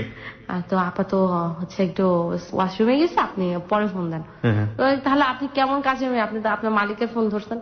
আমি তো ওনার দেখাশোনা করি, আমি ওনার ফোন ধরতেই পারি। এটা ও তাই নাকি, আমিও তো এই বাসায় দারোয়ান বুঝছি। ওকে ওকে, দ্যাটস রিয়েলি গুড। আমি এই বাসায় দারোয়ান, আপনাদের বাড়িতে কি দারোয়ান টারোয়ান নিবে টিবে নিলে আমাকে জানায়েন। তো আমি বললাম হঠাৎ আমাদের বাড়িতে আপনি ঢুকতে ইচ্ছা করছে কেন? না আপনার কথা শুনে খুব ভালো লাগলো, তো আপনার বাড়িতে যে দারোয়ান নিয়োগ নেই আপনি আমাকে জানায়েন। তো আমি বললাম আচ্ছা ঠিক আছে জানাবো। এবার আপনি ফোনটা রাখেন। তারপরে ফোন রাখতেছে না, যে আপনি কি কাজ করেন এই বাসায়, কি কি কাজ করেন ভাই বললেন না। বুয়াদের যে কি কষ্ট আমি বুঝি, আমি তো দারোয়ান, সারাদিন দাঁড়ায় থাকতে হয়, কত কষ্ট। আমি বললাম আপনার কি কষ্ট, আপনি তো খুব ভালো টিপস পান, দারোয়ান হলে তো কত সুবিধা, আসতে যে সালাম দিবেন আর টিপস পাবেন। আর আমার তো কত কষ্ট বলেন তো, কত কাজ করা লাগে সারাদিন, ঘর বসা লাগে, কাপড় কাচা লাগে। ওকে। 5-7 মিনিটের মতো কথা বলতে থাকি। কথা বলতে এরপর আমি বলি যে আচ্ছা দেখেন ভাই, আপনি যেই হন ভাইয়া, বহুত কথা হয়েছে ভাই, আমি এখন রাখি, আমার কিছুক্ষণ পরে ক্লাস। আপনি আমাকে আগামী 4-5 ঘন্টা ফোন দিবেন না, আমি আপনার পরে দরকার হলে ফোন দিলে দিব, আপনি ফোন দিবেন না, আর আপনি আমাকে ডিস্টার্ব করেন, আমি কিন্তু ক্লাসে ঢুকবো। তো এই কথা বলে ফোন রেখে দিই। এরপরে আমাকে আর ফোন দেয় না, আমাকে রাত্রে ফোন দেয়। তারপরে আমি বললাম যে হ্যাঁ বলেন, কি বলবেন। বলতেছে যে আপনি মিথ্যা কথা বললেন কারণ আপনি বাসায় কাজের মেয়ে। আমি বললাম আপনি তো মিথ্যা বলছেন, আপনি কি দারোয়ান নাকি? দারোয়ানের কথা কি এরকম থাকে নাকি? দারোয়ানের কথা কেমন থাকে আমি জানি। আপনি মিথ্যা বললেন কেন? হ্যাঁ আপনি তো একটা মিথ্যুক দেখতেছি, কাজের মেয়ে বলছেন। কই আপনার আপা, কই আপনার আপাকে ফোন দেন। আমি বলছি আপনি কে বলতেছেন বলেন তো আসলে কি আপনি। তারপর বলতে আমি বললাম যে আপনি আমার ফোন নাম্বারটা কোথায় পাইছেন? পাইছি আপনার ফোন নাম্বার। আমি কি কোথায় পাইছেন? বলতেছে যে আপনি সজীবকে চেনেন, এরকম। আমি সজীবের থেকে ফোন নাম্বার পাইছি। তাই আমি বলছি কোন সজীব? পরে চিন্তা করতেছি কোন সজীব কোন সজীব। পরে মনে হয়েছে ওই যে আমাকে দেখতে গেছিল আমাদের বাসায়, জি। ওর সাথে ওর ফ্রেন্ড গেল ঢাকা থেকে, ওর নাম ছিল সজীব। ওকে। তাই বললাম যে সজীব খিলগাঁও সজীব? বললো হ্যাঁ। আমি বললাম ও আপনার কি হয়? বলতেছে আমার ফ্রেন্ড হয়। আমি বললাম ও আপনাকে নাম্বার দিচ্ছে? বলতেছে হ্যাঁ, আমি ওর থেকে নাম্বারটা, ও দেয় নাই, আমি ওর ফোন থেকে নিছি। আমি কি আপনি কেমন খারাপ মানুষ যে আপনি ওর নাম্বার থেকে, ওর মোবাইল থেকে ফোন নাম্বার নিছেন? বলতেছে আসলে কি আপনাকে আমি আরো এক সপ্তাহ আগে একদিন ফোন দিছি, আপনি আমাকে খুব বকাবকি করছেন, আমি তখন অনেক ড্রাঙ্ক ছিলাম। আমরা 4-5 জন ছেলে মিলে আপনাকে ফোন দিছি, আপনি একটু মনে করেন। তারপর আমার মনে হয়েছে সত্যি 4-5 দিন আগে 4-5টা ছেলে আমাকে ফোন দিছে। ফোন দিয়ে মানে খারাপ কথা বলেন, এই ফাজলামি করতেছিল, গান গায়ে শোনাচ্ছিল, ফাজলামি করতেছিল, ভ্যান গাড়ি চালাইতেছিল, বলতেছিল যে ভ্যানে উঠবে কিনা। তার মানে আপনি আপনার ফোন দেওয়ার যে সোর্স, মানে কার কাছ থেকে নাম্বারটা পেয়েছে সেটা আপনি মোটামুটি খুঁজে পেলেন? খুঁজে পেলাম। তো তারপর আমি বললাম হ্যাঁ ফোন দিছিলেন 4-5 দিন আগে। বলতেছে আপনি তো খুব রাগী মানুষ, আপনি যে গালিগালাজ করছেন। আরে ভাই একটু কথা বললে কি হয়? আমি কথা বলবো না, এখানে জোর জবরদস্তি কিসের? বলতেছে একটু কথা বললে কি হয়? আমি না আমি কথা বলবো না, এখানে তো কোনো জোর জবরদস্তি নাই যে কথা বলতেই হবে। আর আপনি যদি আমাকে ডিস্টার্ব করেন তাহলে আপনার নাম্বারটা আমার ব্লক করতে আমি বাধ্য হবো। ততদিনে কি ওর নামটা কি উদ্ধার করা গেছে? ওর নাম ওই যে জ্যাকি বলতেছে। জ্যাকি বলতেছে। ওকে। তো উনি অনেক ভদ্র ভাষায় কথা বলতেছে, মানে খুব জেন্টাল আর কি। তখন বলতেছে যে আমি কি আপনার সাথে খারাপ ভাবে কথা বলতেছি, আপনি এভাবে কথা বলতেছেন কেন? আমি বলছি আপনি কি কারোর সাথে বাজি ধরছেন? সত্যি করে বলেন তো, এরকম দুষ্টুমি টুষ্টুমি যদি করে থাকেন আমাকে বলতে পারেন। যদি কারোর সাথে বাজি ধরেন তাহলে ভাই আমি আপনার কথা বলে আমি আপনার জিতাই দিতেছি, তারপর ডিস্টার্ব করবেন না। তো বলতেছে আমি আপনাকে ডিস্টার্ব করবো না, আমি জাস্ট আপনাকে ফোন করছি, আমি আপনার গল্প শুনলাম এই জন্য আপনাকে ফোন করলাম। আমি কি গল্প শুনছেন আমার কথা? বলছে এই গল্প শুনছি আপনি খুব দুষ্টু, প্রচুর দুষ্টুমি করেন, মানে খুব ভালো আপনি এই সেই। আমি বলছি এটা কয় নম্বর পাম দিতেছেন আপনি? এত পাম দিলে তো ভাই আমি ফুলে যাবো, আমি এমনি চিকন মানুষ। ও বললো যে, আমি বললাম আপনি কিসে পড়াশোনা করেন, জিজ্ঞেস করলো, মানে জাস্ট ইন্ট্রোডিউস আর একটা মানুষের পরিচয় হলে যা যা জানা যায়। তো এই জানাজানি হলো, ও পড়াশোনা করে হাবিবুল্লাহ বাহার থেকে অনার্স কমপ্লিট করছে, মাস্টার্সে আসা। জি। তো আর আমি তো পড়াশোনা করতেছি, প্লাস ও পাশাপাশি অনার্স কমপ্লিট করে জবে ঢুকছে আর কি, নিউ জব। এই পরিচয় ওই রাত্রে আর কি কথা হলো, এটা প্রায় 8:30-9টার দিকে। তো মানে কথা শুনে, ছেলের কথা শুনে মনে হচ্ছে ছেলে আসলে খুব ভদ্র। মানে অনেকে আছে না নিমচা শয়তান, ওই যে প্রথম ভদ্র ভাব নিল কিন্তু পরে আবার শয়তানি করে, এরকমও না, মানে ভদ্রই। তো রাত্রে কথা হলো, এরপরে ফোন রেখে দিলাম। পরের দিনও সকালে ফোন দিছে, ফোন দিয়ে সে অফিসে যাচ্ছে, আমিও ক্লাসে যাবো, আমি রেডি হচ্ছি। তারপরে এই কথা হইলো, মানে হালকা পাতলা কথা যাকে বলে। এর মাঝখানে ওই যে নাজমুল নামে যে ছেলেটা ছিল, ও কিন্তু আমাকে প্রায় ফোন দেয়। আচ্ছা, মানে আপনাদের এক ধরনের ব্রেকআপ হয়ে গেছে? মানে এটাকে এক ধরনের কি বলবো নাকি ব্রেকআপই বলবো? ব্রেকআপ হয়ে গেছে, তারপরে সে কন্টিনিউ ট্রাই করে যাচ্ছে। হ্যাঁ ট্রাই করতেছে যে তুমি আমার সাথে কন্টিনিউ করো, আর আমি যেভাবে ওকে রাজি করবো। তো ফোন দিলে কথাবার্তা হয়। ওই যে একটা কথা হয়েছে, একটা মায়া যেমন জন্মাচ্ছে না, তো একটা মায়া প্লাস ভালোবাসা যেটাই হোক জি। ছিল তো। জি। তো ওই ফোন দিলে কিছুক্ষণ কথা হয় টয়, কিন্তু আমি ওরকম সিরিয়াস রিলেশনে যাচ্ছি না আর কি। আচ্ছা। ফোন দেয়, কথা হয়, এদিকে আমার ওর সাথে কথা হচ্ছে। তো ও জ্যাক যে ও ফোন দিচ্ছে, ওর সাথে কথা হচ্ছে, কেমন আছি, ভালো আছি, ভালো মন্দ, ওর ভালো মন্দ আমার সাথে শেয়ার করতেছে, আমি আমার সবকিছু ওর সাথে শেয়ার করতেছি। মানে ভালো লাগতেছে, ওর কোম্পানিটা অনেক ভালো লাগতেছে, কথাবার্তা সবকিছুই অনেক ভালো লাগতেছে। এরকম চলতে চলতে প্রায় 1-2 মাস চলে যায়। আমি বলি, আচ্ছা এবার সত্যি করে বলো তো তোমার রিয়েল নাম কি? তারপর বললাম আমার নাম হচ্ছে Johnny, Nuruzzaman Johnny. Nuruzzaman Johnny. হ্যাঁ। আচ্ছা। বাসা খিলগাঁও, তিলপাড়া। এটা হচ্ছে 2010-এর শেষের দিকে। তো খুব ভালো একটা সম্পর্ক হয়ে যায় জনির সাথে আমার, খুব ভালো ফ্রেন্ডশিপ হয় ওর সাথে আমার। মানে ততদিন আপনাদের দেখা হয়নি দুজনে? না, দেখা হয়নি। আচ্ছা। তো আমার আবার বেস্ট ফ্রেন্ড যে ছিল ওর নাম হচ্ছে নয়ন। আমরা ছোটবেলার ফ্রেন্ড ছিলাম। জি। এটা আমাদের মানে ওর বাড়িও পাবনা ছিল।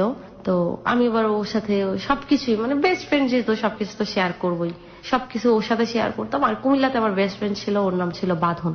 তো ওদের সাথে আমি এবার জনির ব্যাপারটা শেয়ার করলাম। তো বললো যে তোর কি প্রপোজ টোপোজ করছে? আমি না, প্রপোজ টোপোজ করে নাই বা প্রেম টেম করবে এরকম কোনো ভাব নাই ছেলে। আছে না অনেক ছেলেরা ফোন দিল, 2-3 মাস কথা বললাম বা 2-4 দিন কথা বললাম, ভাল লাগতেছে বা আই লাভ ইউ টা লাভ ইউ বলে ফেলে। এই ছেলের ভিতর না এরকম কোনো ভাবই নাই, জানোস। মানে আমি টোটালি শকড যে একটা ছেলে কথা বলতেছে একটা মেয়ের সাথে, কোনো ভাবই নাই, মানে প্রেম টেম করবে এরকম কোনো ভাবই নাই, আচ্ছা। বা প্রপোজ করবে এরকম কোনো ভাবই নাই। মানে কথা বলতেছে, ভালো লাগতেছে, কথা বলতেছে, ফ্রেন্ড, খুব ভালো ফ্রেন্ডের মতো। ওর ভালো মন্দ শেয়ার করতেছে, আমিও শেয়ার করতেছি, এরকম আর কি। মানে ভালো লাগতেছে কথা বলে, যে যাই হোক অ্যাটলিস্ট এরকম একটা ছেলে পাওয়া যেত, টাকি টাঙ্গি মারার কোনো চিন্তা ভাবনা নেই। হ্যাঁ। তো নয়নের সাথে শেয়ার করলাম। নয়ন আর আমার লাইফে যা হতো আমি সবকিছু আমার ফ্রেন্ড নয়নের সাথে শেয়ার করতাম এখন পর্যন্ত, এখন অব্দি। এরপরে ওর সাথে কথা চলতে থাকে, এটা 2010-এর শেষের দিকে। তো এর মাঝখানে কিন্তু আমাকে নাজমুলও ফোন দেয়। নাজমুল আমাকে প্রায় ফোন দেয়, মানে ওর ফোনটা লাগাতার প্রতিদিন থাকে না, ওর ফোনটা হঠাৎ একদিন ফোন দিল। তো নাজমুল ফোন দিলে আমি অ্যাভয়েড করার চেষ্টা করি, করলেও করা হয়ে উঠতো না। এক ধরনের সফট কর্নার কাজ করতো। এক ধরনের সফট কর্নার কাজ করতো আর কি। তো তারপর ওর সাথে কথা বলি। এদিকে জনিকে আমি নাজমুলের কথাটা তখনও বলি নাই, যেহেতু আমার এটা হচ্ছে না, এটা আমি আর ঢাকঢোল পিটায় বলে তো লাভ নেই। জি। তো তারপরে 2011 জানুয়ারি 4 তারিখ জনির বার্থডে। জনির বার্থডে? হ্যাঁ। ওকে। আমি ঢাকায় আসবো আর কি। আমি তো আমার বাসায় প্রত্যেক সপ্তাহে আসি, মাঝে মাঝে 2-1 সপ্তাহ মিস হয় আর কি, আম্মুর কাছে আসি। তো আমি বাসায় আসবো, তো জনি বলতেছে যে তাহলে তো 4 তারিখে আমার বার্থডে, 4 তারিখের আগে আইসো। আমি বললাম দেখি, চেষ্টা করবো। আমি তো 4 তারিখেও যেতে পারি, শিওর না, মানে ক্লাস যদি অফ থাকে ক্লাসের উপর ডিপেন্ড করে আর কি। তো আমার 3 তারিখে ক্লাস শেষ হলো, হতে হতে বিকাল হয়ে গেছে, আমি আর রওনা দেই নাই, যে 4 তারিখ ভোরে রওনা দেবো। আচ্ছা। 4 তারিখে সকালে আবার প্ল্যান কি 4 তারিখে দেখা করবেন ওনার সঙ্গে? না, এর আগে হচ্ছে, ও সরি ভুলে গেলাম, মিস করছি। হ্যাঁ, এর মাঝখানে এর আগে ওর সাথে আমার একবার দেখা হয়েছে। কিভাবে ফার্স্ট মিটটা? এটা হচ্ছে 2010-এর অক্টোবরে, শাহজাহানপুর ইসলামী হসপিটালটা আছে না, এটার নিচে দেখা হয়েছে। আমি আমার নানুকে ডাক্তার দেখাইতে আসছি, তো হঠাৎ করে আমি ওর সাথে দেখা করবো না, ও অনেক বলতেছিল দেখা করতে, দেখা করো দেখা করো। তো হঠাৎ করে মনে হলো যে তাক দেখাই করে যাই, ওর বাসা তো শাহজাহানপুর থেকে আর কতটুক। আমার নানুকে ডাক্তার দেখাইতেছে, আমি বললাম যে তুমি তাহলে একটা কাজ করো, তুমি হসপিটালের এখানে চলে আসো। হঠাৎ করে আমি বলছি, ও কিন্তু 2-3 দিন ধরে আমি ঢাকায় আসছি আমাকে বলতেছে দেখা করার কথা, আর আমি হঠাৎ করে তখন ওকে বলতেছে আমি এখন দেখা করবা তুমি? আমি বললাম হ্যাঁ। বলতেছে আমি তো ড্রিঙ্কস করতেছি ফ্রেন্ডদের সাথে, মানে ওর ড্রিঙ্কসটা কন্টিনিউ করতো না, আচ্ছা, অকেশনালি আর কি, কোন ফ্রেন্ডের বার্থডে ছিল তখন ড্রিঙ্কস করতেছিল। তাই আমি বললাম আচ্ছা ঠিক আছে, তাহলে দেখা করার দরকার নেই। না না না আমি আসতেছি।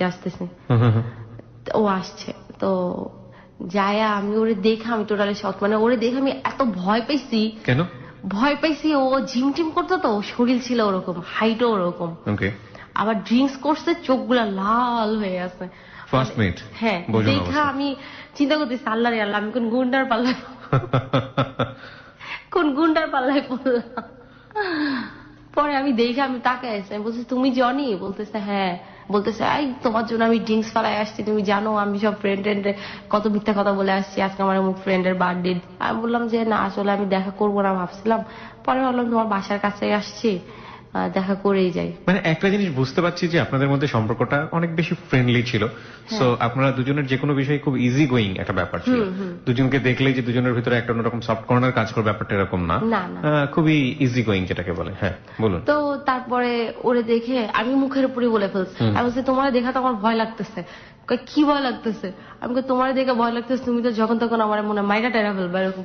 কয়, কেন এরকম লাগতেছে কেন? আমি কি ভাই, আমি শুনছিলাম তোমার হাইট বেশি, কিন্তু তোমার যে এরকম চিন্তা করতে পারে তো হাসতেছে। আমি কই, তোমার চোখগুলো আরো লাল হয়ে আছে। বলতেছে আমার চোখ তো সবসময় লাল হয়ে থাকে, আর ড্রিঙ্কস করছি তো এই জন্য আর একটু লাল হয়ে আছে আর কি। তো ওর চোখগুলা মানে খুব সুন্দর লাগতেছে, পাপড়িগুলা এরকম ছিল, মানে আমরা মেয়ে মানুষেরও চোখের পাপড়ি এরকম থাকে না, মানে বড় বড় ছিল, আর মনে হয় কি মাস্কারা দিয়ে চোখের পাপড়িগুলা বেঁকা করে রাখলে যেমন এরকম। ওকে ওকে। আর চোখ দেখলে মনে হয় কি চোখে মনে হয় কাজল টাজল দিয়ে রাখছে এরকম। আচ্ছা, মানে ওর সবকিছুই গঠন, শরীরের এভরিথিং ও সুন্দর ছিল আপনার চোখে? হ্যাঁ, আমার চোখে না, সবার চোখে, সবাই ওর পছন্দ করতো। ঠিক আছে, জনি অনেক সুন্দর, জ্যাক ওর অনেক সুন্দর। একটাই ছিল, সেটা হচ্ছে ও কালো ছিল। তো ওরে আমার সবাই ব্ল্যাক ডায়মন্ড, আমিও বলতাম ব্ল্যাক ডায়মন্ডই বলতাম, চেতা যেত, কালো বললে খুব রাগ করতো। একটু পরে ওর কয়েকটা ফ্রেন্ড আসে, মাসুম ভাইয়া, আমি ওকে নাম ধরে রাখি, ও সব ফ্রেন্ডদের ভাইয়াই বলতাম, আমার যেহেতু সিনিয়র ছিল ওরা। মাসুম ভাইয়া, শিশির ভাইয়া, ওরা আসলো একটু পরে। আসার পরে মানে ওরা যেখানে যেত ওদের আমি ফ্রেন্ডশিপটা দেখছি, ওদের ফ্রেন্ডশিপটা মানে এখন এরকম ফ্রেন্ডশিপ দেখা যায় মানে না। বিন্দাস টাইপ যেটাকে বলে। হ্যাঁ, মানে যেখানে যেত সব ফ্রেন্ডরা একসাথে যাইতো, আর খুব ক্লোজ সম্পর্ক। ওরা আসলো, ওদের সাথে আমার পরিচয় করাই দিল। ওই ফার্স্ট ওর সাথেও দেখা, ওর ফ্রেন্ডদের সাথেও দেখা। তো ওখানে দাঁড়ায় আমরা বেশ কিছুক্ষণ গল্পই করি। তো এর মধ্যে আমি এবার জানতে পারি যে মানে তখনই কথা ওঠে আর কি। তো জানতে পারি যে ও রাজনীতি করে, মানে খুব ভালো একটা পর্যায়ে থাকে, আমি দলের নামটা বলবো না। আর রাজনীতি যে করে ও মানে ছোটখাটো ছুটকা বুটকা নেতা থাকে না, ভালোই একটা পর্যায়ে থাকে। কি ছিল সে? মানে রাজনৈতিক দলের নাম বলছে না, বাংলাদেশে তো বিভিন্ন রকমের রাজনৈতিক ও দল আছে। থাকে হচ্ছে খিলগাঁও থানার সেক্রেটারি। কোন দলের এটা বলতে চাচ্ছি না। কোন দলের এটা বলতে চাচ্ছেন না? খিলগাঁও থানার যে দলের নাম বলছেন না, সেই দলের সে সাধারণ সম্পাদক ছিল। এবং এটা কি বাংলাদেশের শীর্ষস্থানীয় দুটি রাজনৈতিক দলের মধ্যে যে কোনো একটি? ওকে, হ্যাঁ। তারপরে জানার পরে আমি তো এটা জানার পরে জিনিসটা কি হয় না, সাধারণত নেগেটিভ ভাবে নাই, কিন্তু সাধারণ আমরা যারা রাজনীতি করি না, এরকম রাজনীতি যারা করে, ছাত্র রাজনীতি বলেন বা যে রাজনীতি বলি না কেন, সেখান থেকে কিন্তু খুব সহজভাবে জিনিসটা কিন্তু কেউ রিসিভ করে না সাধারণ জায়গা থেকে। তো আপনার রিয়াকশন কি ছিল? আমার রিয়াকশন ছিল কি, আমি আসলে ওরকম শকড ফার্স্টে হয়েছিলাম, পরে অতটা হয় নাই, কারণ ওর সাথে আমি যে কয় মাস কথা বলছিলাম, আমি ওর ভিতরে একটা দেশপ্রেম একটা ভাব দেখছিলাম। মানে দেশের জন্য কিছু করব, এলাকার জন্য, ওর এলাকার উন্নয়ন করবো। ও তো আমার সাথে সবকিছু শেয়ার করতো, তো এগুলো বলতো আর কি, ওর এলাকায় ও এটা করবে, ওর এলাকায় ও এটা করবে, এইটা নির্মাণ, এটা করবে, সেটা করবে।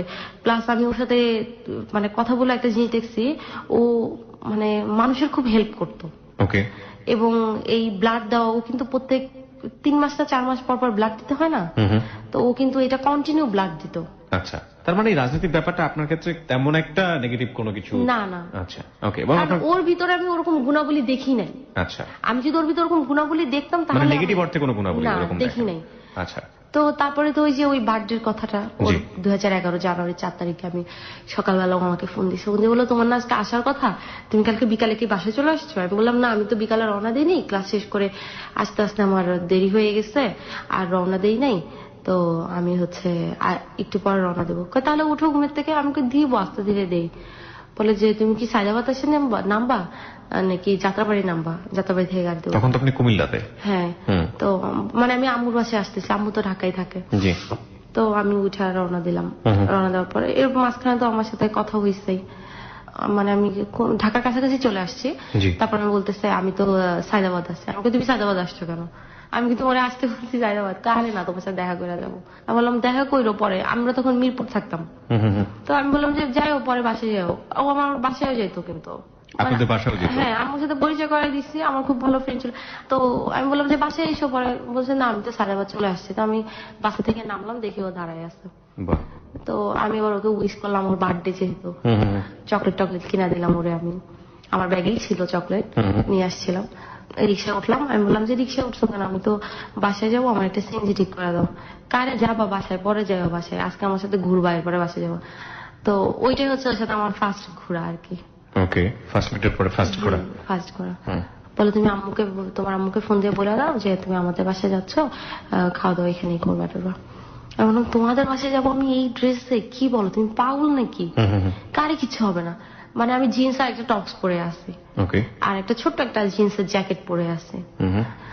তো আমি আবার আম্মুকে ফোন দিলাম, আম্মুকে ফোন দিয়ে আমি বললাম আম্মু আমি তো এরকম আজকে জনির বার্থডে, এখানে জনির এখানে আসছে। তা আমি আবার আম্মুর সাথে জনির আবার কথা বলে দিলাম, জনিকে আম্মু আবার উইশ করলো টললো।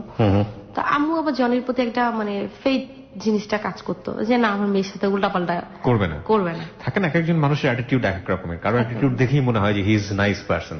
সো আমরা যেটা বুঝতে পারছি যে জনিকে সামহাউ আপনি এবং আপনার ফ্যামিলি খুব পজিটিভলি নিয়েছেন। ওকে। তো তারপরে আমি তো ওর বাসায় যাবো না, মানে আমার খুব লজ্জা লাগতেছে, জিন্স টপস পরে আসি, ওর বাসায় যাবো, মানে কেমন একটা দেখায় সাই ফিল করতেছি যে আমি ওর থেকে আবার গল্প শুনছি, ওর আবার পুরান ঢাকা একটু মানে কনজারভেটিভ, ওদের বাসায় ওর আব্বু আম্মু, ওর থেকে গল্প শুনছি আমি কে কেমন। আমি বলছি দেখো তোমার আব্বু আম্মু এমন কি মনে করে। তারপর বলতেছে আরে কি মনে করবে। পরে গেলাম ওর বাসায়, ওর আব্বু আম্মুর সাথে পরিচয় করাই দিল। ওর আব্বু তো আমাকে দেখে এরকম করে তাকাই আছে, আমি তো ওর আব্বু তাকানে দেখে বুঝতে পারছি বাবার বাবা উনি তো মাইন্ড করতেছে। তারপরে খাওয়া দাওয়া করলাম, খাওয়া দাওয়া করে বের হয়ে আসলাম। বের হওয়ার পরে আমরা মৌচাকে আর কি আনারকলি মার্কেটের ওখানে গেলাম। ওখানে যে ওর ফ্রেন্ড ট্রেন্ড সব আসলো, সব মিলা ধুমছে আড্ডা মারা। আড্ডা মারতেছি, এরপরে প্রায় 8টার মতো বাজে গেল। এরপরে আমি বললাম যে বাসায় চলে যাওয়া দরকার। তারপর আমাকে বাসায় দিয়ে আসলো। ঢাকায় থাকলাম 2-3 দিন, আবার ক্লাসের টাইম হয়ে গেল। পরে আবার কুমিল্লা চলে গেলাম। তার 2-3 মাস পরে ও আবার কুমিল্লা গেল। কুমিল্লা যাওয়ার পরে সারাদিন ঘুরলাম ফিরলাম। আমি আর আমার রুমমেট ছিল লতা আপু। তো লতা আপু আবার খুব ভালো গান গাইতে পারতো। তো লতা আপু ওকে আবার একদিন গান শোনাইছিল। গান শোনানোর পরে ও লতাপুর সাথে দেখা করবে। তো মূলত এই জন্যই ওরা কুমিল্লাতে গেছিল যে লতাপুর সাথে দেখা করবে প্লাস তোমার সাথে দেখা করবো, চলে আসবো। তো কুমিল্লা গেল, সারাদিন আমি লতাপু ঘুরলাম, বিকালবেলা ও রওনা দিয়ে দিল। এভাবেই চলতেছে ওর সাথে আমার। ও সকাল বিকাল আমাকে কন্টিনিউ ফোন দেয়। এর ভিতরে কিন্তু আমাকে নাজমুলও ফোন দেয়। নাজমুল কিন্তু ফোন দেওয়া অফ করে নাই। নাজমুল কিন্তু এখনো আমাকে রাজি করানোর চেষ্টাই করতেছে। ওর কথা একটাই যে আমার বাবা মা রাজি না হলে আমি তোমাকে বিয়ে করতে পারবো না, আমি আমার বাবা মাকে রাজি করবো। তা আমার কথা হচ্ছে তুমি তোমার বাবা মাকে রাজি করো, এখনো করো। আর জনির সাথে কিন্তু আমার প্রেম হচ্ছে না। জনির সাথে আমি ব্যাপারটা তখনও শেয়ার করি নাই। তো আমার রুমমেটরা আমার লতাপু আমাকে বুঝাইলো যে দেখ মনীষা, আমার মনে হয় জনি তোকে লাইক করে। আমি বললাম না, জনি আমার লাইক করে না। তো লতাপু বলতেছে আরে মনীষা জনি তোরে লাইক করে, ও তোকে কখনো বলবে না, ও ওরকম টাইপের ছেলে না, মানে তুই 8-10টা ছেলের সাথে ওরে মিলাইস না। বললাম করলে করুক, আমার তোর বলে না। কয় তুই একটা কাজ করতি নাজমুলের সাথে করে ফেলে। আমি তো নাজমুলের সাথে আমার ব্রেক করে ফেলছি, ও যদি আমাকে ফোন দেয় আমার কি করার আছে। তারপরে লতাপা আমাকে বুঝাচ্ছে যে মনীষা তোর লাইফের তো এমনিতেই এরকম অবস্থা, জনি যদি তোকে প্রপোজ করে তুই রাজি হয়ে যাস। আমি আরে লতাপু কি বলো, ও রাজনীতি করে, ওর লাইফের কোনো সিকিউর আছে, প্লাস না সম্ভব না। আর ওর বাবা মাও যে রাজি হবে এর কিসের গ্যারান্টি। লতাপু আমাকে বলতেছে দেখ মনীষা, জনি এমন একটা ছেলে, আমার মনে হয় যে জনি যদি তোকে প্রপোজ করে তো রাজি হয়ে যাওয়া উচিত। এবং জনি নাজমুলের মতো ওই কাজটা করবে না বা ওই কথাটা বলবে না যে আমার বাবা মা রাজি হলে তোমাকে বিয়ে করবো, তা না হলে না। জনি এমন একটা ছেলে যে ও তোকে অনেক হ্যাপিও রাখবে, প্লাস ও সবকিছু ঠিক করে ও তোকে বলবে। আচ্ছা, তা এটা আমার আর লতাপুর আলোচনায় থাকে আর কি। তো তারপরে 2011 মাঝামাঝি দিয়ে হঠাৎ করে আমি জনির সাথে কথা বলা বন্ধ করে দিই। কোনো কারণ ছিল কি? কোনো কারণ ছিল বলতে কি, আমার কাছে কেন জানি মনে হচ্ছে জনি আমাকে পছন্দ করে। তো 11 মাঝামাঝি দিয়ে আমি বুঝতে পারি যে ও আসলে আমাকে পছন্দ করে। ফোন দিলে আমি ইগনোর করা শুরু করে দিই। কারণটাই হচ্ছে ওই যে নাজমুলের থেকে আমি যে ব্যাপারটা পাইছি, ওর ফ্যামিলি রাজি হয় নাই, আমি আর চাচ্ছিলাম না কোনো প্রেমে যাইতে। আবার প্রেম টেম করবো, আবার এরকম কাহিনী হবে, বাবা এসব দরকারই নাই আমার। তখনও জনি আমাকে বলে যে তুমি আমাকে ইগনোর করতেছো কেন, কারণ কি? আমি বললাম দেখো জনি, আমি আসলে চাচ্ছি না, আমি চাচ্ছি আমাদের সম্পর্কটা যেমন ছিল এরকমই থাক। আমি বললাম তুমি যা ভাবতেছো এরকম তো এটা সম্ভব না। কেন সম্ভব না কেন, আমি কোন দিক দিয়ে খারাপ? আমি বললাম দেখো খারাপটা মেন কথা না, খারাপ আমি, আমার প্রবলেম, তোমার কোনো প্রবলেম নেই। তারপর বলতেছে যে তোমার এই প্রবলেম, আমার কাছে কোনো প্রবলেম না। তা আমি বললাম প্রবলেম না তোমার ফ্যামিলির জন্য, আমার ফ্যামিলির কাছে কোনো প্রবলেম না। মানে আপনি আপনার ব্রোকেন ফ্যামিলির কথা বললেন, রাইট? ওকে। কেন সম্ভব না কেন? আমি বলি তুমি রাজনীতি করো তো, তোমার লাইফের কোনো সিকিউর নাই, কোনো ই নাই। যে কোনো মুহূর্তে এটা একটা ফ্যাক্ট, রাইট? খুব রাজি করানোর চেষ্টা করতেছে আমাকে, কিন্তু আমি রাজি হচ্ছি না। এক পর্যায়ে খুব রাগই করে, রাগ করে আমাকে ফোন দেওয়া বন্ধ করে দেয়। আচ্ছা। হঠাৎ করে 3-4 দিন পরে আমাকে ফোন দেয়। ফোন দিয়ে আমাকে বলে কি মনীষা আমার তো একটা প্রেম হয়ে গেছে। আমি বললাম ভালো তো, গুড নিউজ। আমি শুনে যে আসলে তখন খারাপ লাগতেছে এরকম কোনো কিছু না, ও ভাবতেছে আমার হয়তো খারাপ লাগছে, এক ধরনের জেলাসি তৈরি করা বা এক ধরনের করা। হ্যাঁ, মেয়ের নাম কি? বলতেছে ওর নাম তো মৌ। দাঁড়াও তোমার সাথে আমি কথা বলে দিব। আমি বললাম আমি কথা বলে কি বলবো, কারণ আমি তো তোমার ওই মেয়ের কাছে আমার সারাক্ষণ আমারই গল্প বলতো, মনীষা এটা, মনীষা সেটা। ঘন্টাখানেক পরে মেয়ের সাথে আমার কথা বলাই দিছে। কথা বলার পরে আপনার ফিলটা কি হলো? কথা বলার পরেও ফিল তো তারপরে টু বি অনেস্ট আপনার কি ফিল হচ্ছিল সেই মুহূর্তে? কেমন যেন রাগ রাগ হচ্ছিল। সেটাই আমি এই ন্যাচারাল ফিলটাই জানতে চাচ্ছিলাম। তারপরে জনিকে বললাম যে হ্যাঁ কনগ্রেস, এই সেই প্রেম করতেছে ভালো। বলতেছে যে উফ কিরকম যেন পুরো একটা গন্ধ লাগতেছে, পুরো গন্ধ লাগতেছে। আমার রুমে তো কয়েল জ্বলতেছে, তুমি মনে হয় কয়েলের গন্ধ পাইতে। তারপরে আমি বলতেছি আচ্ছা ঠিক আছে রাখি ভাই। আচ্ছা আমি এই যে ফোন রাখছি, আমি এরপরে ও ফোন দিলে আমি ফোন ধরতাম না। দেখা যাচ্ছে 2 দিন 3 দিন ধরে আমাকে ফোন দিয়েই যায়। লতাপুকে ফোন দেয়, তাই আমার রুমমেটে অন্য কাউকে ফোন দিচ্ছে। তো তারপরে 2-3 দিন পর আমি ফোন ধরতাম। ফোন ধরলাম কি ব্যাপার, কি হয়েছে, তোমার গার্লফ্রেন্ড মাইন্ড করবে না, তুমি এত ফোন দাও কেন আমাকে? তুমি আমার সাথে কথা বললে তোমার সমস্যা দেখি, আমরা তো ফ্রেন্ড, তুমি বলছো না আমরা ফ্রেন্ড, আমরা তো ফ্রেন্ডই আছি, তো এখানে সমস্যা কোথায়? আমি বললাম না কোনো সমস্যা নেই, দেখো অনেক সময় তো ফ্রেন্ডশিপটা তোমার গার্লফ্রেন্ড ভালো হবে না, এটা আমার ব্যক্তিগত ব্যাপার। তো তারপর আমি ফোন ধরতাম না 2 দিন 3 দিন পরে। মানে আমার একটা রাগও কাজ করতো যে এটা কোন ধরনের ব্যাপার হলো রে বাবা, তুই আমার বললি আমার তোর ভাল লাগে, আমি রাজি হইলাম না, এলাকে তুই মানে আরেকজনের সাথে প্রেম করবি, এটা কোন ধরনের কথা হইলো? মানে কেমন ফাতরা টাইপসের ছেলে। কয়েকদিন পরে এরকম যাচ্ছেই ওর গার্লফ্রেন্ডের সাথে আমার নিয়েও ঝামেলা হয়েছে। ওর গার্লফ্রেন্ড ওকে বলছে যে হ্যাঁ তুমি ওর সাথে কথা বলবা, তা নাহলে আমার সাথে কথা বলবা। ও আবার এই কথা ফোন দিয়ে আমাকে বলছে। আমাকে তাহলে ফোন দাও কেন? ফোন দিয়ে আবার তুইও বলতাম আমি ওকে, তুমি যে বলতাম সবসময় তা না, তুইও বলতাম। তো বলতেছে যে না আমার তো তোমার সাথে কথা না বললে ভালো লাগে না, তোমার সাথে শেয়ার না করলে আমার ভালো লাগে না। আমি শোনো তুমি একটা ফালতু আর তোমার গার্লফ্রেন্ড হচ্ছে আরেকটা ফালতু, 2 ফালতু মিলায় তোমাদের এই অবস্থা, তাহলে জগতের সবচেয়ে ভালো হচ্ছে তুমি না? আমি তো ভালো, আমি কি খারাপ নাকি? তোমার গার্লফ্রেন্ড হচ্ছে একটা আস্তা ফালতু একটা মেয়ে। বলতেছে তুমি কিভাবে বুঝলো ফালতু? আমি কি শোনো, আমি হোস্টেলে থাকি, মেয়েদের সাইকো সম্পর্কে আমি বুঝি। ওই মেয়ে হচ্ছে একটা ফালতু একটা মেয়ে, ওই মেয়ে যাই দেখো তোমার নাকে দড়ি দিয়ে ঘুরাইতেছে, আরো কত ছেলের সাথে প্রেম করে। তো জনি বলতেছে করলে করুক, এটা আমার গার্লফ্রেন্ডের ব্যাপার, এটা তোমার ব্যাপার কি? তোমার এত কথার কি দরকার? তো ওই মেয়ে আবার করছে কি, মেয়ের একটা ফ্রেন্ড দ্বারা আমার কাছে ফোন করাইছে। আমি ছেলের বই কাটুকে আমি ফোনটা রেখে দিয়েছি। আচ্ছা, মানে একটা জিনিস কি মানে পরিষ্কার, আলটিমেটলি জনি কি মেয়েটার সাথে প্রেম করছিল নাকি আপনাকে? না, জনি মেয়েটার সাথে প্রেম করতেছে, আলটিমেটলি করছিল। হ্যাঁ করতেছে, কিন্তু ও কিন্তু মেয়েটাকে ভালোবাসে না, ও আমাকে দেখায় প্রেমটা করতেছে। এক্স্যাক্টলি, মানে মেয়েটা জানতো যে জনি তাকে লাভ করে, কিন্তু জনি আসলে তাকে লাভ করছে না। না, করতেছে না। এবং আমার যেটা মনে হয় যে আপনাকে পাওয়ার জন্য মেয়েটাকে উইপন হিসেবে ব্যবহার করছে সে। হ্যাঁ হ্যাঁ, ফাইন, ওকে। তারপর ওই ছেলে ফোন রেখে দিল, আমি ছেলেকে বকাবকি করলাম। ওই যে মৌ এর ফ্রেন্ডে আমাকে ফোন দেওয়া হয়েছে, এই কাজটা মৌ করাইছে। মানে মৌ আসলে জনির কাছে আমাকে খারাপ প্রমাণ করার জন্য আমি তো কথা বললামই না। তো পরদিন জনি আমাকে ফোন দিচ্ছে, বলতেছে যে রাত্রে কি তোমাকে কোনো ছেলে ফোন দিচ্ছে, তুমি কি কথা বলছো? আমি বললাম যে একটা ছেলে ফোন দিচ্ছে, তুমি কথা বলছো? আমি কি কথা বলছি কি, আমি এরকম বলছি ছেলে ফ্রেন্ডশিপ করতে চাই, আমি এরকম বলছি যে তুমি আমাকে ফোন দিবা না, তুমি তো আমার ছোট। কার কিছু বলছো? আমি না, বইকা টিকা ফোন রেখে দিচ্ছে। ঠিক আছে। আমি বলছিলাম কেন, এই কাজটা নিশ্চয়ই তুমি করছো? বলছে যে আমি করি না, এরকম এটা মৌয়ের ফ্রেন্ড। এরপরে তো আমার মেজাজ খারাপ হয়ে গেছে যে কত বড় সাহস রে তোর গার্লফ্রেন্ড আমার ফোন দিল। আমি তো গালি গালাজ কইরা, মানে মুখে যত রকম গালি আসে, তোর ফ্রেন্ড কেন, তোর গার্লফ্রেন্ড কেন ফোন দেবে? আলটিমেটলি কাটা খায় নুনের ছিটা। ওকে, ও চুপ করে সব শুনতেছে, কিন্তু ওখানে বলতেছে তুমি এত রাগ করতেছো কেন? রাগ করতেছো না, রাগ করে গিয়েছে। এটা আমার মানে আমি যাই বলি ও তারপর ওর গার্লফ্রেন্ডের খালি প্রশংসা আমার সামনে, ওর গার্লফ্রেন্ড আর ফোন দিয়ে খালি গার্লফ্রেন্ডের প্রশংসা করতো, গার্লফ্রেন্ড এটা করছে, গার্লফ্রেন্ড সেটা করছে। তো এভাবে ওর গার্লফ্রেন্ডের সাথে ওর সম্পর্ক চলে প্রায় 3.5 মাসের মতো। হঠাৎ করে একদিন আমাকে ফোন দেয়, ফোন দিয়ে আমাকে বলতেছে যে মনীষা একটা কথা বলি। আমি বলি বলো, কি হয়েছে? মন মেজাজ তার খারাপ। আমি বলি কি হয়েছে তোমার? তো বলতেছে মনীষা এরকম মৌ তো এরকম একটা ছেলের সাথে আমি দেখছি। আমি তো তোমাকে আগেই বলছি ও ফালতু মেয়ে, আমি তো ওই মেয়ের নামে যত বদনাম আছে, মানে মেয়ে সম্পর্কে, মেয়ে এরকম মেয়ে সেরকম, কিন্তু আমি মেয়েকে কিন্তু দেখি নাই পর্যন্ত চোখে। বলতেছে মনীষা তোমার কথাই ঠিক, দেখছো তুমি আসলে তুমি যদি রাজি হয়ে যেতা, এখন ওর মুখ দিয়ে সত্যি কথা বাইরে যাচ্ছে আগে, বলে তুমি যদি রাজি হইতা তাহলে কি আমি এই মেয়ের সাথে প্রেম করতাম? আমার পার্সোনালিটির সাথে কি এই ধরনের মেয়েরা যায়? তোমার জন্যই তো আমি এসব ফালতু মেয়েদের সাথে প্রেম করা লাগছে। এখন আমার মান সম্মান নিয়ে টানাটানি শুরু হয়ে গেছে। আমি মানে মানে কি তুমি তুমি প্রেম করছো তোমার ব্যাপার, আমার কারণে কি? তুমি রাজি হলে তো আমি তোমার সাথে প্রেম করতাম, এই মেয়ের সাথে প্রেম করতাম নাকি? তারপরে আবার শুরু ঝগড়া তার সাথে। আবার আমারে বলতেছে যে তুমি আমার এত জ্বালাইতেছো ইদানিং, তোমার জ্বালা আমি মইরা যাবো। তাই আমি বলতেছি মইরা যাও। আমি তোমার কি জ্বালাইতেছি? আর আমার জ্বালা তোমার যদি মরতে ইচ্ছা করো তাহলে তুমি মইরাই যাও। মানে ওই যে ঝগড়া হয়েছে, যে ঝগড়ার ইতে আমি বুঝতে পেরেছি। ও বলতেছে আমি কিন্তু সত্যি মইরা যাবো, তুমি দেখো, তুমি যে রাজি হইলা না, আমি কিন্তু সত্যি মইরা যাবো।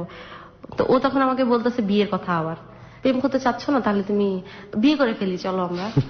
ওই বিয়ে নিয়ে আবার ঝগড়াঝাটি, তুই এই এত মুটকি সাথে প্রেম করছিস, এই করছিস, আবার আমার বিয়ের কথা কষ্ট, সাহসটা কম না? বলতেছে আমি কিন্তু সত্যি তাহলে মরে যাবো। আমি মরে যাও, মরে গেলে কি হয়েছে?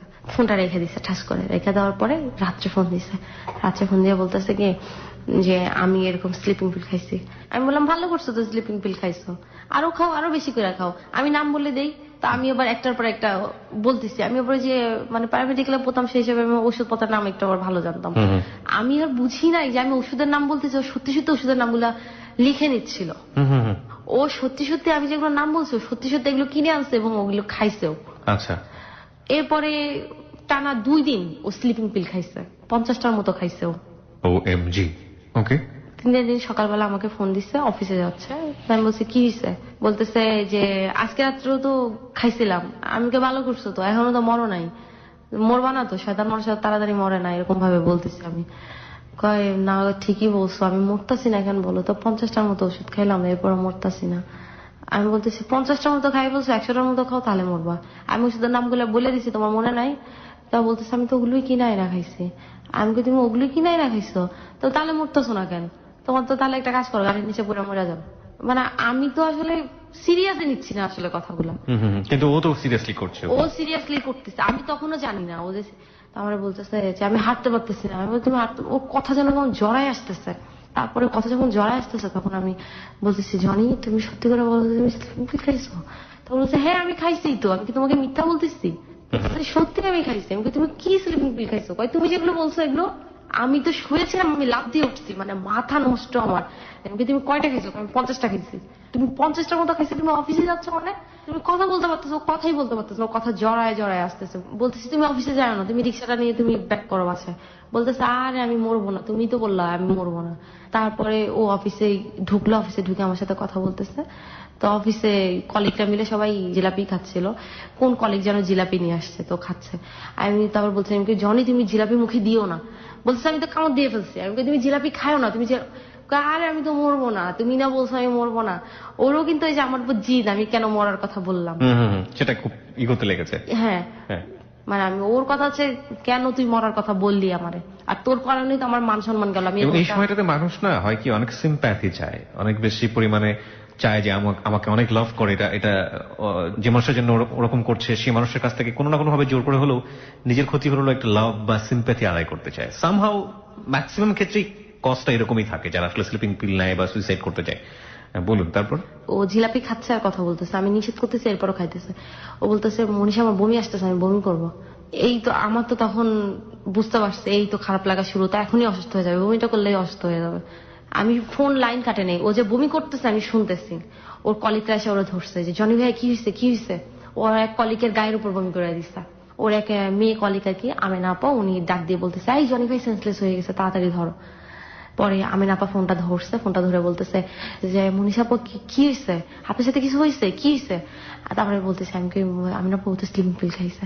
তারপর লাইনটা কাটতে দিয়েছে, আচ্ছা ঠিক আছে পরে কথা বলতেছে। আমি তাড়াতাড়ি করে রেডি হয়ে গেছি যে আমি ঢাকা চলে আসবো। আমি শিওর ছিলাম 50 স্লিপিং পিল খাইছে, ওর বাঁচবে না কনফার্ম। আচ্ছা ওকে ঢাকা মেডিকেলে নিয়ে গেল। ঢাকা মেডিকেলে নিয়ে যাওয়ার পরে উপর পর্যায়ে থেকে ফোন আসে, যেহেতু ও একটা মানে নেতা ছিল, ওর ভক্ত ওর ছেলেরা যারা ছিল সব ভরে গেল, মানে ওর দলের অনুসারী যারা ছিল আর কি। তো ওনারা অনেক ভয় পেয়ে গেছে, এত লোকজন দেখে যে এই রোগী যদি ইনকেস মারা যায় তাহলে তো মেডিকেলের অবস্থা 12টা বাজায় ফেলবে ছেলেরা। তো তারা বলতেছে আমাদের আইসিইউ খালি নাই, আপনারা, আমি ফোনে ফোনে সব শুনতেছি খালি, আমি তখনও ঢাকায় এসে পৌঁছাই নাই, বলতেছে আইসিইউ খালি নাই, আপনারা অন্য হসপিটালে নিয়ে যান। এখন তো ছেলেরা সব চেতা গেছে, কি আইসো কারণে আপনি আইসো মেয়ে, আপনি খালি করতেই হবে, এই করতে হবে, সেই করতে হবে, মানে এত চেতাচেতি হয়ে। তো তারপরে ওখান থেকে ওকে হলি ফ্যামিলিতে নিয়ে গেল। ঢাকা মেডিকেল থেকে ওকে ওয়াশ করে দিচ্ছে। ওয়াশ করানোর পর ওর অবস্থা খুব খারাপ, ও হাত পায়ে কোনো নাই। ডাক্তাররা বলতেছে যে ও জানটা জাস্ট বুকের কাছে এসে ধকধক করতেছে, যখন তখন এটা বের হয়ে যাবে। My goodness. আমি তখন নামছি ঢাকায়, তখন আমি হলি ফ্যামিলিতে, মানে আমি চিন্তা করতেছি আমি যাব। হঠাৎ করে ওর ছোট ভাই ফোন দিচ্ছে, ওর ছোট ভাইয়ের নাম হীরা। তো ফোন দিয়ে বলতেছে যে আপনার নাম কি মনীষা? আমি বললাম হ্যাঁ। বলতেছে আপনার সাথে কি হয়েছে আমার ভাইয়া?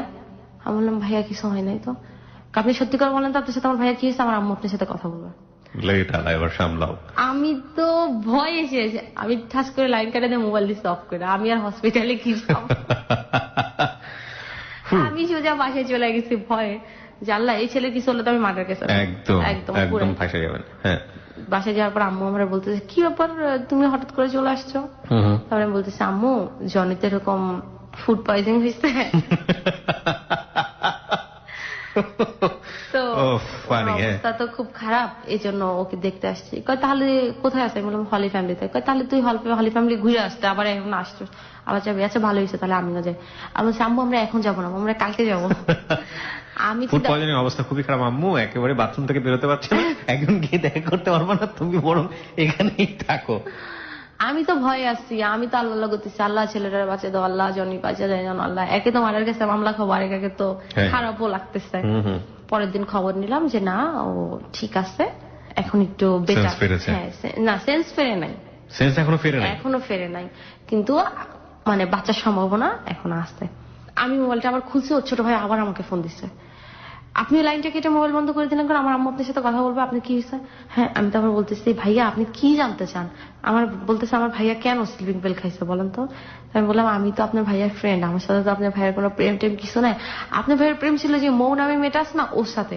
ওকে ফোন দেন। হ্যাঁ, আপনি ওকে একটা ফোন দেন, ওকে ফোন দিতে পারেন, ওর নাম্বার আমার নেই, ওর ফ্রেন্ডের নাম্বার আমার কাছে আছে। তারপরে জনির ফ্রেন্ড মাসুম ভাই ওদের জিজ্ঞেস করলো, ওরাও বলতেছে যে না আসলে তো মনীষের সাথে জনির কোনো প্রেম নাই, না আসলে তো আমার সাথে প্রেম ছিল না।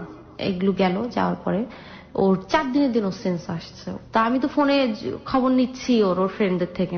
4 দিন ওর সেন্স আসার পরে ও আমাকে ফোন দিচ্ছে। ফোন দেওয়ার পরে মানে এত আস্তে আস্তে কথা বলতেছে, ওর কথা আমি লাউড স্পিকার দিয়ে শুনতে পাচ্ছি না, পরে হেডফোন লাগাইছি, এত আস্তে কথা। আমি বলছি তোমার সেন্স আসছে? বলতেছে হ্যাঁ। আমাকে তুমি আসার সাথে সাথে আমার ফোন দিছো, তোমার আব্বু আসছে? কয় না আব্বু আছে, বাইরে আছে। আমি কি তাহলে তুমি মোবাইল পেলা কোথায়? ওই যে ভিতরে ওনাদের ফোন দিয়ে ফোন দিচ্ছে। তা আমি বলতেছি তোমার সাহস কত বড়? বলতেছে আমি তোমাকে একটু পরে ফোন দিচ্ছি, আমার মোবাইলটা যেন কোন ছোট ভাইয়ের কাছে আছে, নিয়ে ফোন দিচ্ছি। আমি তুমি আমাকে এখন ফোন দিতে গেছো কেন, তোমার এখন কেমন লাগতেছে জিজ্ঞেস করতে। বলতেছে তুমি কোথায়? আমি ঢাকায়। কই ঢাকায় আসছো তো হসপিটাল আসছো না? আমি বললাম যে না আসিনি। কই ঢাকায় কেন আসছো? ভাবছো আমি মইরা যাবো এই জন্য আসছো? আমি কিন্তু তখন অনবরত কাঁদতেছিলাম। আচ্ছা আচ্ছা, মানে আমার কেন জানি খুব কান্না পাচ্ছে। যে your heart is melting, যে আমি বললাম আরো স্লিপিং পিল খাই ফেলাম। আমি বলতেছি যে আমি বললাম আর তুমি খাইলা, তুমি এটা একটা কাজ করলাম। তো বলতেছে তুমিই তো বললাম মইরা যেতে, এই জন্য মইরাই যাবো ভাবতেছি। তো ভাবলাম মইরাই যাবো, এখন মরতে দিল না। মনে হয় তোমার সাথে আমার বিয়েটা কপালে আছে, তো এই জন্য মনে হয় মরে। আবার এই কথা মানে বিয়ের কথা মুখ থেকে যাচ্ছে না, করবেই সে। This is amazing. প্রিয় শ্রোতা, আপনাদেরকে তো তারপরে আমি বলতেছি যে তুমি আইসিইউতে থাকে তোমার এই বিয়ের কথা কয়, এই জন্যই তো খাইলাম, এইটা কি বাদ দিব বলো? তা আমি বলতেছি আচ্ছা তুমি ফোন রাখো, যাও তোমার আব্বু আম্মুকে ডাকাও, নার্স দিয়ে ডাকে কথা বলো। তো ও ফোনটা রাখলো। ঘন্টাখানেক পরে, এই 1 ঘন্টা পরে আমাকে আবার ফোন দিল ওর ফোন থেকে। আমি খালি বলতেছি তুমি কাজটা ঠিক করলা, এটা একটা কাজ করলা, তোমার একটা রেপুটেশনেরও তো ব্যাপার আছে। ও রাজনৈতিক সবাই জানলো কি ও হচ্ছে স্লিপিং পিল খেয়েছে, এটা জানেই নাই কেউ। সবাই জানলো যে ফুড পয়জনিং হয়েছে, স্লিপিং পিল খাইছে, এটা জাস্ট মানে খুব কাছের কয়েকজন জানলো, কারণ ওর তো একটা লিডার ইমেজ নষ্ট হয়ে যাবে ফলোয়ারদের কাছে, যে আসলে কেউ মানতে পারবে না আমি যাকে লিডার মানবো সে নারী ঘটিত কোনো ব্যাপারে কিংবা তার হার্ট উইক হয়ে গেছে এবং সে কারণে সে স্লিপিং পিল খেয়েছে, তাকে নিজের জায়গা থেকে লিডার মানাটা খুব ডিফিকাল্ট হয়ে যাবে। এবং এটা লিডারদের আসলে অনেক কিছুই ছেপে যেতে হয়, গোপন করে যেতে হয়। ট্রু। এবং যার জীবনের গল্প আসলে আপনি শুনছেন, সে কোনো না কোনো ভাবে যে মানুষের কথা এখানে বলছে সে মানুষের সাথে জড়িত এবং সে কিভাবে জড়িত সেগুলো এখন পর্যন্ত আপনারা বুঝতে পেরেছেন। আরো ভবিষ্যতে যতক্ষণ শুনবেন আপনারা ফাইনালি ওর সাথে ওর সম্পর্কটা আবিষ্কার করতে পারবেন। এবং উনি বেসিক্যালি জনির কথা এখানে আসছে, বাংলাদেশের দুটি শীর্ষ রাজনৈতিক দল যে কোনো একটির, আমরা কখনোই হ্যালো 8920 তে আমাদের রাজনৈতিক দলের নাম মেনশন করি না, বাট পরিচয় জানার জন্য একটু ধারণা দেবার জন্য বলছি, শীর্ষ রাজনৈতিক দুটো দলের যে কোনো একটির তিনি খিলগাঁও থানার সেক্রেটারি ছিলেন। ওকে, হ্যাঁ বলুন। তারপর তো তারপরে সুস্থ হয়ে বাসায় গেল। বাসায় যাওয়ার পরে যখন বের হইতে পারলো, বের হওয়ার পরে আমার সাথে দেখা হইলো। তো দেখা হওয়ার পরে আমি তো দেখে আমি তাকাই আছি, মানে ও এত শুকায় গেছে, এমন হয়ে গেছে ওরে দেখে মনে হচ্ছে ওরা টোকা দিলে ও পড়ে যাবে। এখন ওর মুখে খালি ওই একই কথা, বিয়ে বিয়ে বিয়ে। মানে এখন আর কোনো প্রেমের কথা বলে না, আমি তোমাকে বিয়ে করবো ডিরেক্ট। হ্যাঁ। তারপরে আমি তো এখন ওকে বিয়ে করবো না, আমি বলতেছি না আমি তো বিয়ে করবো না। কেন বিয়ে করবো না? তাই আমি বললাম যে দেখো জনি, আমার এরকম, আমি তখন ওই নাজমুলের কথাটা তুললাম। আমার বলতে তুমি নাজমুলের কথাটা আমাকে বলো নাই। আমি বললাম এটা বলার মতো কোনো কারণ ছিল না, এটা যদি বলার মতো হইতো তাহলে আমি অবশ্যই তোমাকে বলতাম। তো এটা ওর সাথে ওর ফ্যামিলি রাজি না। আমাকে বলতেছে দেখো মনীষা, আমি তোমাকে একা একা বিয়ে করবো না, আমি তোমাকে বলবো না যে চলো কাজে অফিসে বিয়ে করে, আমি আমার ফ্যামিলি নিয়েই বিয়ে করবো তুমি যদি রাজি হও। তাই আমি বললাম যে জনি এটা কোনোভাবে সম্ভব না, তুমি রাজনীতি করো। আর আমার একে তো আমার ব্রোকেন ফ্যামিলি, আমি চাই আমি এমন একটা মানে বটগাছের নিচে যাই বসতে যেটা আমাকে সর্বক্ষণ ছায়া দিয়েই রাখবে। বলতেছে তো আমাকে কি তোমার এরকম লাগে, আমি কি তোমাকে ভালো রাখবো না? তা আমি বললাম হ্যাঁ রাখবা, হয়তো বা রাখবা, কিন্তু আমি কোনো রিক্সে যেতে চাই না। তা আমি ব্যাপারটা আমার সবার সাথে শেয়ার করলাম, আমার যে বেস্ট ফ্রেন্ড ছিল বাঁধন, নয়ন, ওদের সাথে শেয়ার করলাম। নয়নও বলতেছে দেখ মনীষা, জনি ভাই ভালো, সব দিক দিয়ে ভালো, কিন্তু ওই যে রাজনীতি করে এই জিনিসটাই বলতেছে। সবারই এক কথা। তো তারপরে এভাবে চলতে থাকে 2012 ফার্স্টের দিকে ও খুব নাসুরবান্দা, বিয়ে করেই ছাড়বে। আমার নানির সাথে আমি ব্যাপারটা শেয়ার করলাম। তো আমার নানি বললো তাহলে একটা কাজ কর, তুই জনিকে বাসায় আসতে বলতো, আমি একটু কথা বলে দেখি। তারপর বাসায় আসতে বললো, তারপর জনির সাথে কথা বললো। আমার নানি বলতেছে যে দেখো জনি, তোমার তো আমরা আগে থেকেই চিনি, কিন্তু বিয়ের ব্যাপারটা তো এটা ছেলে খেলা না, আর তুমি বিয়ে করবা তোমার ফ্যামিলি থেকে ব্যাপারটা কিভাবে নিবে এটাও কিন্তু একটা তুমি যদি তোমার ফ্যামিলিকে নিয়ে আসতে পারো, মনে করো অ্যারেঞ্জ ম্যারেজ যেভাবে হয় এরকম ভাবে যদি হয় তাহলে হয়তো আমরা দিতে পারি। তা আমার নানি বলতেছে যে মনীষা, ছেলেটা তোরে এত ভালোবাসে, অনেক কিছুই পাওয়া যায় জীবনে, কিন্তু এরকম ভালোবাসা কিন্তু জীবনে পাওয়া যায় না। Okay fine, this is a very good point. তারপরে ওর বাসায় ও জানাইলো, জানানোর পর ওর বাসা থেকে সত্যিই না বলছে, কিন্তু ও ব্যাপারটা আমার কাছে বলতেছে না। মানে বুঝলাম না, মানে জানালো মানে কি জানালো? আমাকে বিয়ে করবে। হ্যাঁ, কিন্তু না করলো কেন? ওই যে ব্রোকেন ফ্যামিলি, আপনাদের ফ্যামিলি ব্রোকেন, এই কারণে ফ্যামিলি থেকে না করে দিল। ওকে, কিন্তু সেটা সে আপনার কাছে গোপন রেখেছে। আমি যে কোনো ভাবে আমি বলছি যাই তোমাদের বাসা থেকে না লোকজন আসার কথা, আসতেছে না কেন? তারপর বলতেছে আসবে, একটু দেরি হবে, এই বোঝো না, মুখ দিয়ে বললে তো আসা হয় না, একটু গোছাইতে হয় না সবকিছু, আসবে। এবং ইনফ্যাক্ট আপনাকে বলবেও না, কারণ এত কষ্টের পর আপনি রাজি হয়েছেন। না হওয়ার পেছনের কারণটা হচ্ছে নাজমুল, বিকজ নাজমুলের সাথে প্রেম করার পর নাজমুলের ফ্যামিলি কিন্তু না করে দিয়েছে, just because of you belongs to the broken family.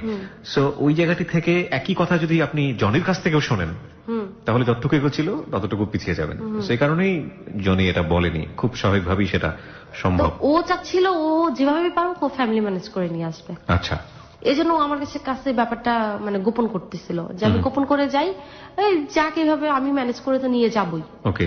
তো এরপরে আমি ওর এক ফ্রেন্ডের থেকে হঠাৎ করে শুনে ফেলি, ওর এক ফ্রেন্ড হাসতে হাসতে আমাকে বলে ফেলে, কিন্তু ওর ফ্রেন্ডও বুঝতে পারে নাই যে আমাকে বলে ফেললে এটা রিয়াকশন এত বেশি হয়ে যাবে।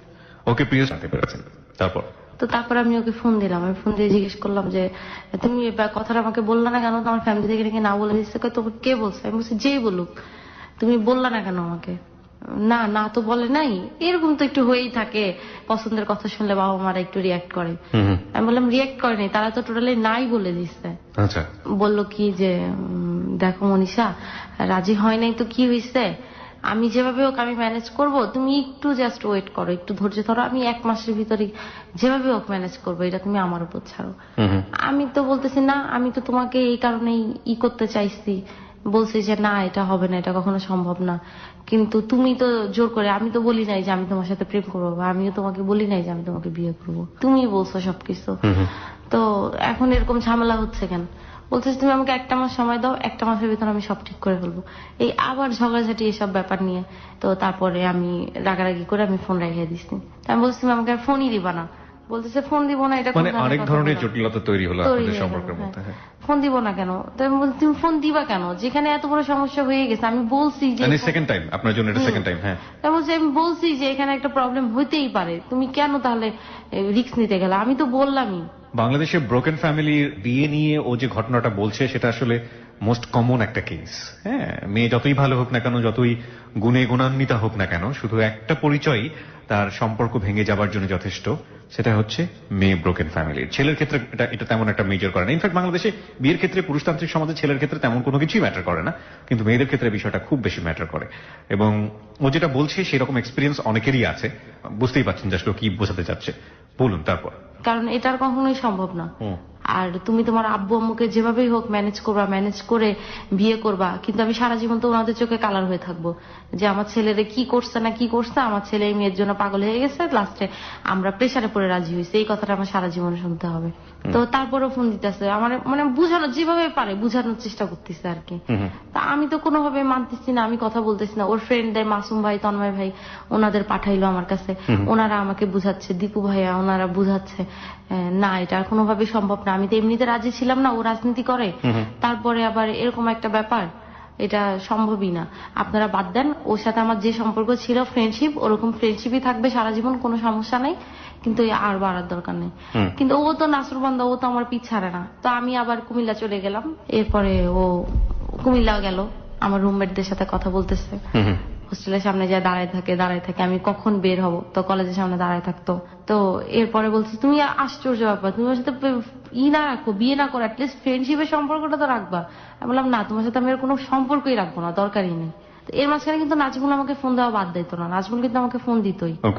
তারপরে আমার মানে টোটালি ব্যাপারটার উপর একটা কেমন যেন একটা হয়ে গেছে। এভাবে যেতে যেতে যেতে মনে করেন 2012 অক্টোবর পর্যন্ত চলে গেছে। অক্টোবর গেল, নভেম্বরের ফার্স্টের দিকে ওর সাথে আবার আমার মানে, তবে ওর সাথে আবার যোগাযোগ কখনো বন্ধ হতো না।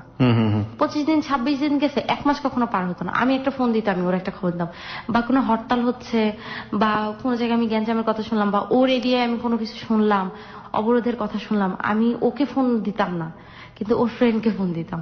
ফোন দিয়ে একটাবার খবর নিতাম, ভাইয়া জনি কি ঠিক আছে? আপনি ওকে ডিনাই করতেন, ওকে সরাসরি ডিনাই করতেন, বাট আপনি পরোক্ষভাবে ওর খোঁজ খবর রাখতাম।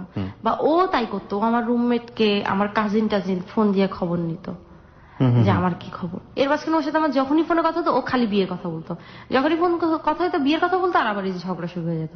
ঝগড়া হলে আবার কথা বলা বন্ধ করে দিতাম, আবার এই যে 20 দিন 25 দিন কথা বলতাম না, আবার হয়তো আমি ফোন দিচ্ছি, তা নাহলে ও ফোন দিচ্ছে, আবার ওই যখনই একটু ঘন্টাখানেক কথা বলতাম, আবার বিয়ের কথা বলতো, আবার এরকম ঝগড়া হতো। আবার মাঝে মাঝে রাইগা যায়, বলতো কি তোর আমি তুলে নিয়ে যাই বিয়ে করবো, তোর আমি তুলে নিয়ে যায় টানা 3 দিন আটকে রাখলো, তুই বাধ্য হবি আমার বিয়ে করতে। আমি তুই কেমন ছোট লোক মাইন্ডের ছেলে, তুই চিন্তা করতে মানে তুলে নিয়ে যাও, চিন্তা করতে আমার কষ্টকে 3 দিন আমার আটকায় রাখবি। মানে ও তো এগুলো রাগে বলতো আসলে, কিন্তু ও ইচ্ছা করলে আমাকে তুলে নিয়ে যাইতে পারতো, সেটা সত্যি কথা। মানে পলিটিক্যাল পাওয়ার। হ্যাঁ, কিন্তু ও কখনোই এই ধরনের কাজ করেনি। তাই ও যে কাজ করছে সেটা হচ্ছে ও আমার উপর সবসময় নজর রাখার জন্য একটা ছেলে রাখছিল। একটা জিনিস বুঝতে পারছি যে আপনি যত বেশি ওকে না করছেন, তত বেশি ওর আগ্রহ বাড়ছে। হ্যাঁ, এটাই হয় সম্পর্কের ক্ষেত্রে, এই না জিনিসটা তীব্রভাবে আগ্রহের তৈরি করে, এবং এটা কতটা ভয়াবহ হতে পারে যে না শুনেছে সে খুব ভালোভাবে এটা জানে। ওকে, যাই হোক, হ্যাঁ বলুন তারপর।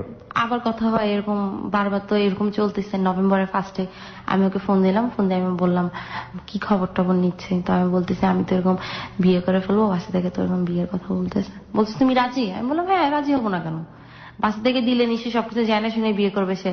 ও তুমি অন্য কাউকে বিয়ে করতে পারবে, আমাকে বিয়ে করতে পারবে না? আমি কি হয়ে গেছি? তুমি রাজনীতি করো, আমার লাইফের কোনো সিকিউর থাকবে না, তারপর তোমার ফ্যামিলি রাজি না, কি দরকার?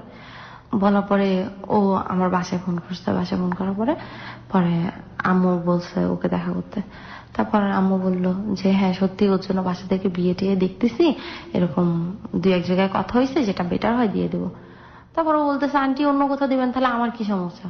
বলতেছে বাবা তুমি তো রাজনীতি করো বাবা, এটা তো কোনো একটা লাইফ হলো, বলো এখনকার বাংলাদেশের যে অবস্থা, আমাদের দেশে কিভাবে কি সম্ভব? বলতেছে আমি তো আপনার মেয়েকে হ্যাপি রাখবো, এটা কি, এই বিশ্বাসটাও কি আপনি আমাকে আমার উপর রাখেন না? বলছে তোমার উপর তো বিশ্বাস রাখি, না রাখলে কি এই তোমার বাসা পর্যন্ত আসো, আমরা কখনো কিছু বলি না, এইটুকু বিশ্বাস আছে দেখেই তো, বা একবার বিয়ের কথা হয়েছেও তোমার সাথে, তোমার আব্বু আম্মুকে আনতে পারো নাই। মানে আম্মু আবার চাইতো যে হ্যাঁ ওর সাথে বিয়ে হোক আমার, মানে আম্মু আসলে ওকে পছন্দ করতো, ছেলে হিসেবে আমার মেয়ের জন্য এর থেকে পারফেক্টটা ছেলে হয়ই না। আর যাই না হোক, ও আমার মেয়েকে এত ভালোবাসা আর কেউ দিতে পারবে না। আম্মু সবচেয়ে বড় কথাই ছিল এটা। তারপরে আম্মু বলছে ঠিক আছে তাহলে একটা কাজ করো, আমি যেভাবে পারি মনীষাকে, মানে এটা আম্মু আর ওর চুক্তি হয়েছে, এটা আমি পরে জানতে পারছি, তখন জানতে পারি নাই। ওকে, তো তারপরে আম্মু বললো যে ঠিক আছে আমি ওকে ম্যানেজ করবো, তুমি তাহলে একটা কাজ করো, তুমি তোমার ফ্যামিলি ম্যানেজ করে আসো, আর আমি কিন্তু বিয়ে দিলে আমি সবাইকে জানাই যে কিছুদিনের ভিতরেই ডেট ফিক্স করে ফেলবো। ও তারপর বাসায় এবার বাসায় রাজি হয়ে গেছে। ওর ফ্যামিলিতে? হ্যাঁ, ওর ফ্যামিলি থেকে। ওকে। তো তারপরে ওর আম্মু বললো ঠিক আছে তাহলে ডেট কবে কি হয় চাই তাহলে কর। তারপরে আমাকে বলে আমি তো রাজি না। এখন আমার আম্মু তো মানে আমাকে বিয়ে দিবেই জনির কাছে। আমি বলছি না আম্মু আমি বিয়ে করবো না, আমি এখন তো বিয়ে করবো না। তারপরে আমি একটু রাজি হয়েছিলাম তোমার কথা, আমি তো ওকে বিয়ে করবোই না, অসম্ভব ব্যাপার।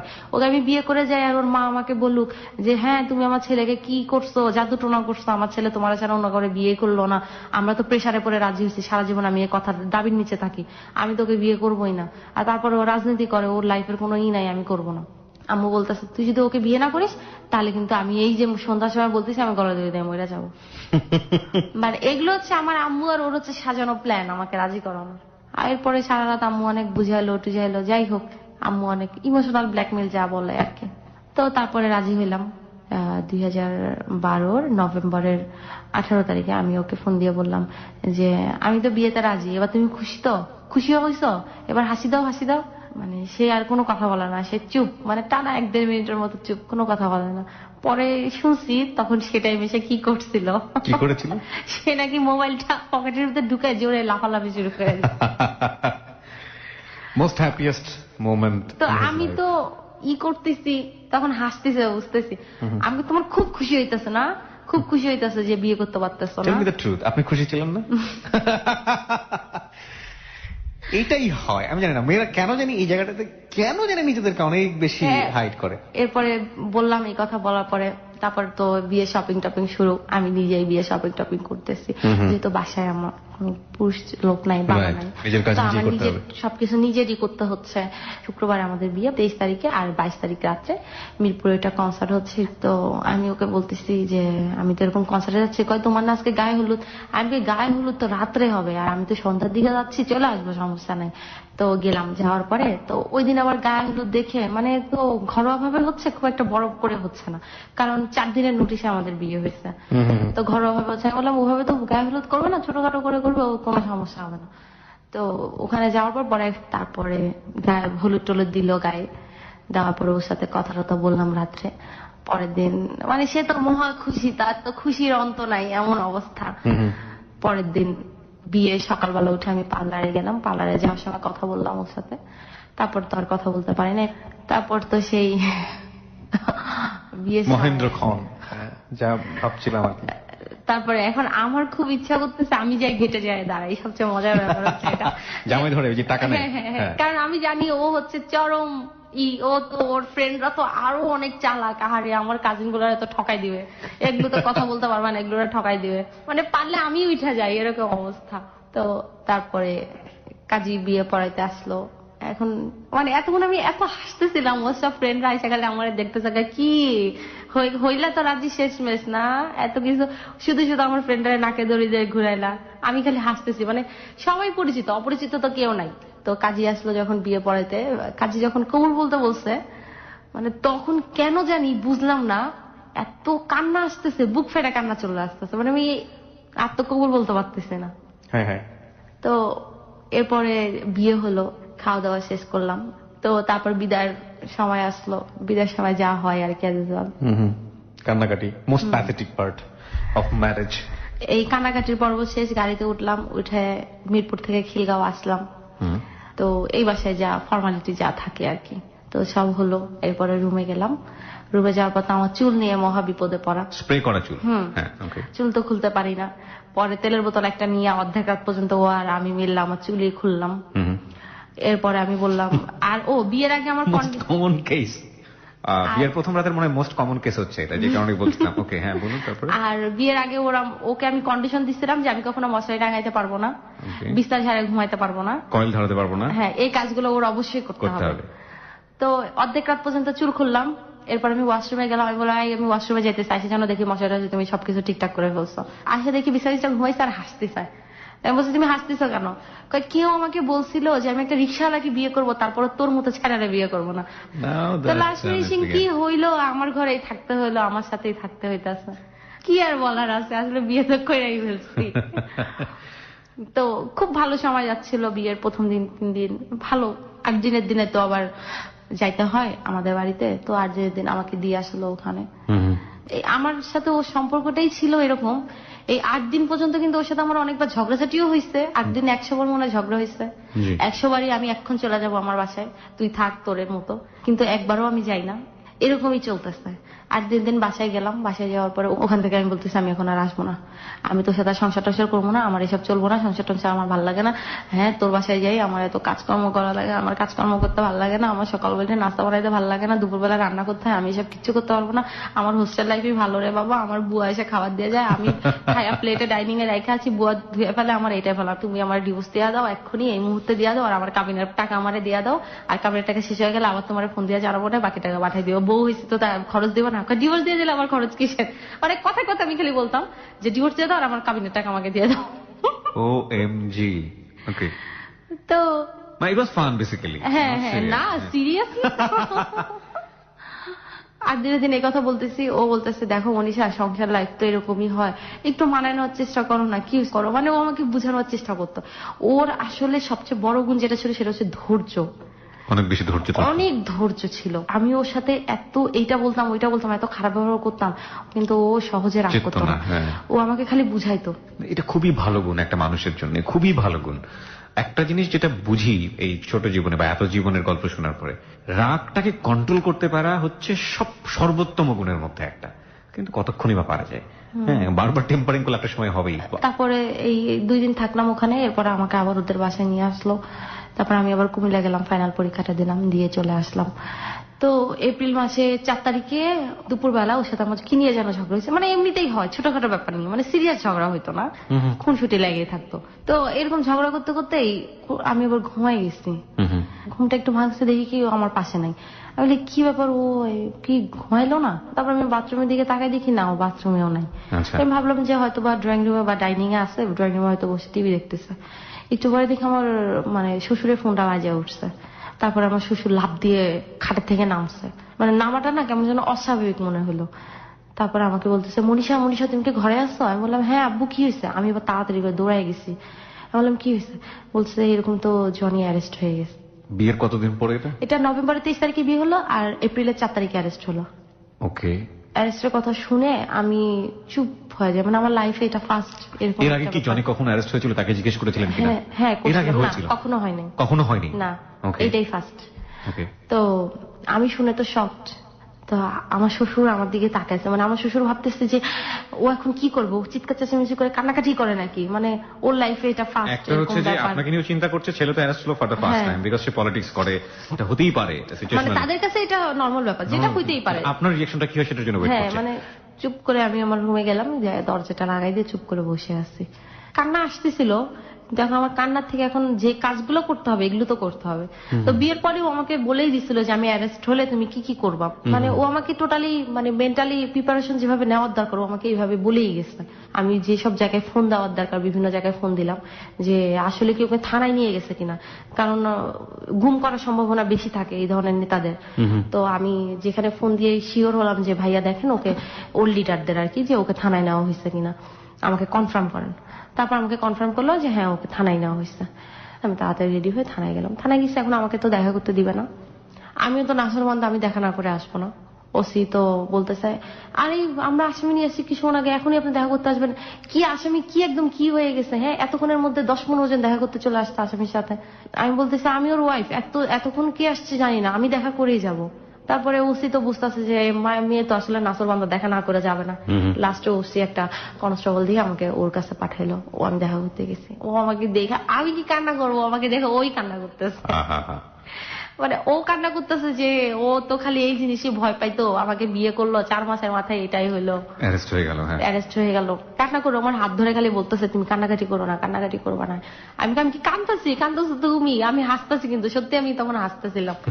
আমি আসলে ইচ্ছা করে হাসতেছিলাম যাতে ও স্বাভাবিক থাকে। হ্যাঁ, তো তুমি কান্নাকাটি করতেছো কেন? এটা কান্নার কি হয়েছে? আরে রাজনীতি করো, অ্যারেস্ট হো ভাই, এটা নর্মাল ব্যাপার, এটা কোনো ব্যাপার না। আমার কাছে বলতেছে যে মনীষা তুমি আমরা মাফ করে দিও মনীষা। তো আসলে কিন্তু আমার কান্না আসতেছিল। তো যখন চলে আসবো ওর সাথে দেখা করে, তখন আমার আসলে আমার আর কান্না আমি আর ধরে রাখতে পারিনি, কান্নাই করে দিচ্ছি। তো চলে আসলাম পরের দিন। ও তো কোর্টে নিয়ে গেল, আমি কোর্টে গেলাম। কোর্টে ওখানেও কথা টথা বললাম। তারপরে আবার রিমান্ড চাইলো, 10 দিনের রিমান্ড চাইছে। পরে উকিল 3 দিনের কি করছে, 3 দিনের জন্য আবার থানায় নিয়ে আসলো। তো আমি তো থানায় এসে দেখা করলাম। এরপরে ওকে ঢাকা কেন্দ্রীয় কারাগারে পাঠানো হইলো। ওখানে ও জেলে থাকলো হচ্ছে 3 মাস। আচ্ছা, 2013 জুনের 13 তারিখে বের হইল। আর এর ভিতরে আমি সপ্তাহে 2-3 দিন ওর সাথে দেখা করতাম। এর ভিতরে ঝড় হোক, বৃষ্টি হোক, আমার গায়ে জ্বর হোক, আমার এদিকে স্যালাইন লাগাই রাখছে পর্যন্ত। আমি রাত্রে স্যালাইন লাগিয়েছে, সকালবেলা আমি খুলে ক্যানুলাটা লাগানো, আমি ক্যানুলা লাগা অবস্থায় আমি জেল গেট গেছি ওর সাথে দেখা করতে। ওকে। তা আমি যাই হাত এরকম নিচে ঝুলাই রাখতাম, হাত তো করতাম না যে আমার হাতে ক্যানুলা লাগানো। চলে যাওয়ার সময় ও খেয়াল করতো কি ব্যাপার, এই আবার ডাক দিত, এই মনীষা দাঁড়াও দাঁড়াও দাঁড়াও। এদিকে আবার ঘুরে আসতাম, কি হচ্ছে? তোমার হাত দেখি। আমি আমার হাতে কি? তুমি হাত উঁচু করো। তুমি হাইটা যাওয়ার সময় আমি দেখলাম তোমার হাতে সাদা সাদা, এটা কি? পরে তো নাসর মন্দা হাত উঁচু করতাম। পরে তো আবার কান্নাকাটি করতাম। ওই যে দৌড়াদৌড়ি যে করতাম কোর্ট জেলখানা, আমি দুর্বল হয়ে গেছি।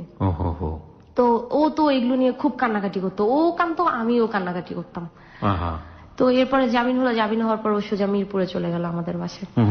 এরপরে আবার যাই হোক সবকিছু ঠিকঠাক হয়ে গেল। আমি চিন্তা করলাম যে এবার আমি ওরে ছাইড়াই দেবো, ডিভোর্স দিয়ে দেবো, আর এইভাবে সংসার করা সম্ভব না।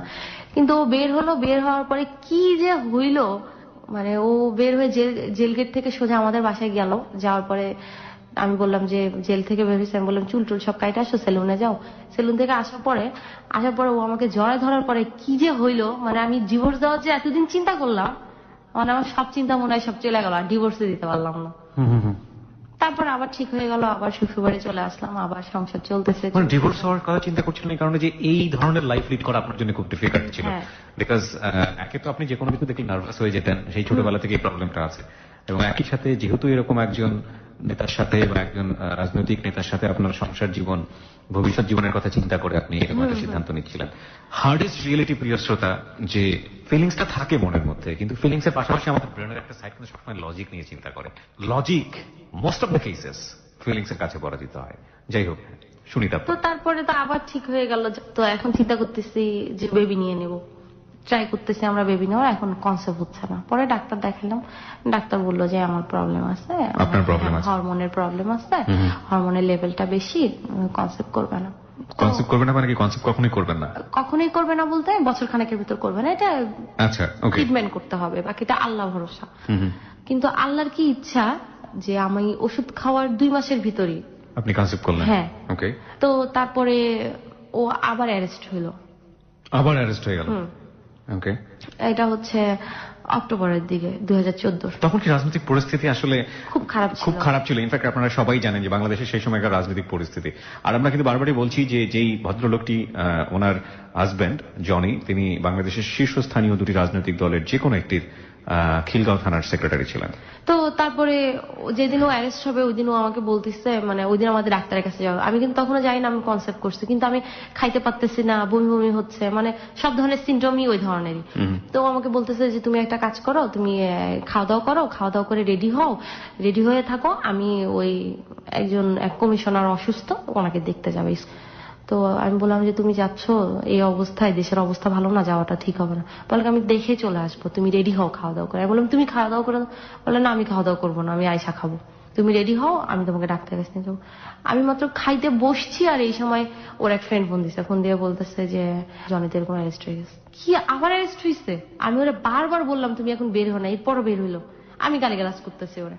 আমি তখন আমার আম্মুর বাসায়, আমি সোজা আবার আমার শ্বশুর বাড়িতে গেলাম। যাই দেখে আমার শাশুড়ি কান্নাকাটি করতেছে। আমি আবার যাদের কাছে ফোন দেওয়ার দরকার তাদের কাছে ফোন দিলাম। সবাই বললো যে মনীষা টেনশন করো না। সবাই বাসায় চলে আসলো অলরেডি। আমার শরীর খারাপ শুনে তো আরো ওর লিডাররা তাড়াতাড়ি বাসায় এসে আমাকে সান্ত্বনা দিচ্ছে যে এটা কোনো ব্যাপার না, আমরা যাবো, তাড়াতাড়ি সম্ভব বের করে ফেলবো। তা আমি আবার সন্ধ্যার দিকে ওর জন্য খাবার টাবার নিয়ে আমি আবার থানায় গেলাম। থানায় যাই, মানে আমি থানার গেটে যখন ও ঢুকবো গারদের গেটে, ও আমাকে দেখেই ননস্টপ কান্নাকাটি করতেছে। মানে আমার শরীর খারাপ এই অবস্থায়, মানে আমার এমন অবস্থা হয়েছে আমি খাওয়া দাওয়াই করতে পারতাম না, খাইতেই পারতাম না, আমি টোটালি স্যালাইনের উপরে থাকতাম। ও আমার দেখে খেলে কান্নাকাটি করতেছে না, বলতেছে তুমি কি ডাক্তারের কাছে গেছিলা? আমি বললাম গেছিলাম তো। বলছে যে ডাক্তারের কাছে গেছিলা, ডাক্তার রিপোর্ট দিচ্ছে? আমি বললাম না, ডাক্তার তো এখনো রিপোর্ট দেয় নাই, আমি টেস্ট করে আসছি, রিপোর্ট দেওয়ার কথা ছিল কিন্তু তোমার এখানে আসবো এই জন্য আমি রিপোর্ট নিয়ে আসি নাই, কালকে নিব। বলে তুমি কিন্তু ডাক্তার দেখাও, মেডিসিন টেডিসিন দিলে এগুলো খায়ও ঠিক মতো, কোনো করো না, আর আমার এবার বেশি দিন লাগবে না, আমি বের হয়ে আসবো। তো তারপর কোর্টে চালান করে দিল আবার ঢাকা কেন্দ্রীয় কারাগারে। তো এর মাঝখানে আমি রিপোর্ট পাইলাম যে আমি কনসেপ্ট করছি, আমার অলরেডি 3 মাস পার হয়ে গেছে।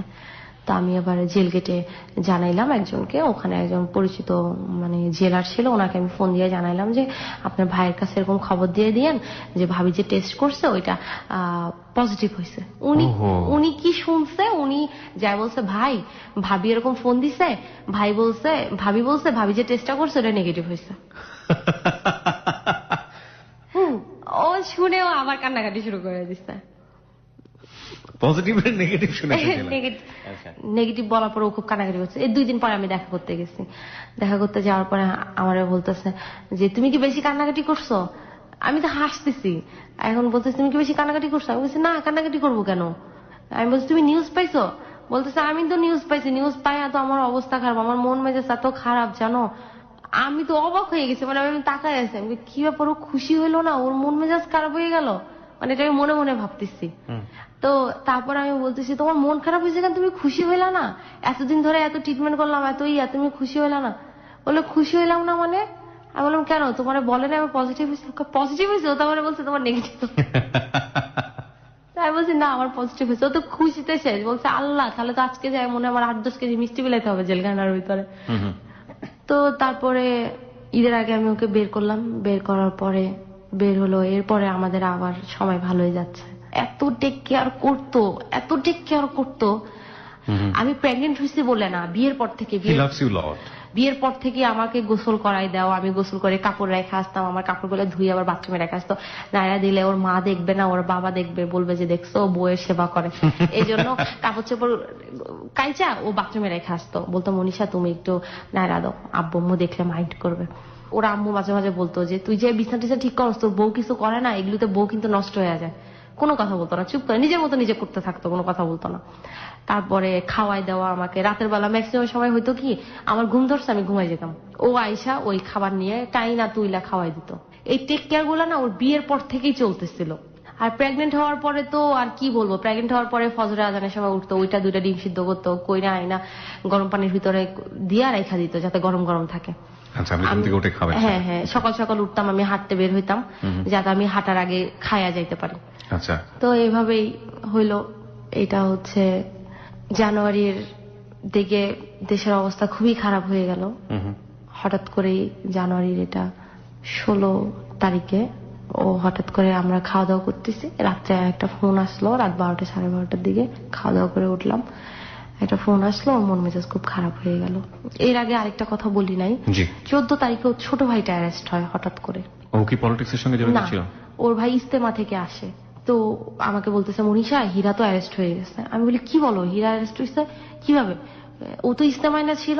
বলতেছে ও ইস্তেমা থেকে আইসা ফ্রেশ ট্রেশ হয়ে একটু এলাকায় গেছে, অ্যারেস্ট করছে ওরা। আর ওকে অ্যারেস্ট করতেই ওর কারণে, এর আগেও আরেকবার অ্যারেস্ট করছিল ওর কারণে। ওর কারণে কেন? ওর ছোট ভাই, ওই যে ওর ছোট ভাইকে অ্যারেস্ট করতো, কান টানলে মাথা আসবে, ওকে অ্যারেস্ট করে ওই পলিটিক্স মামলাগুলাই দিত। ওকে।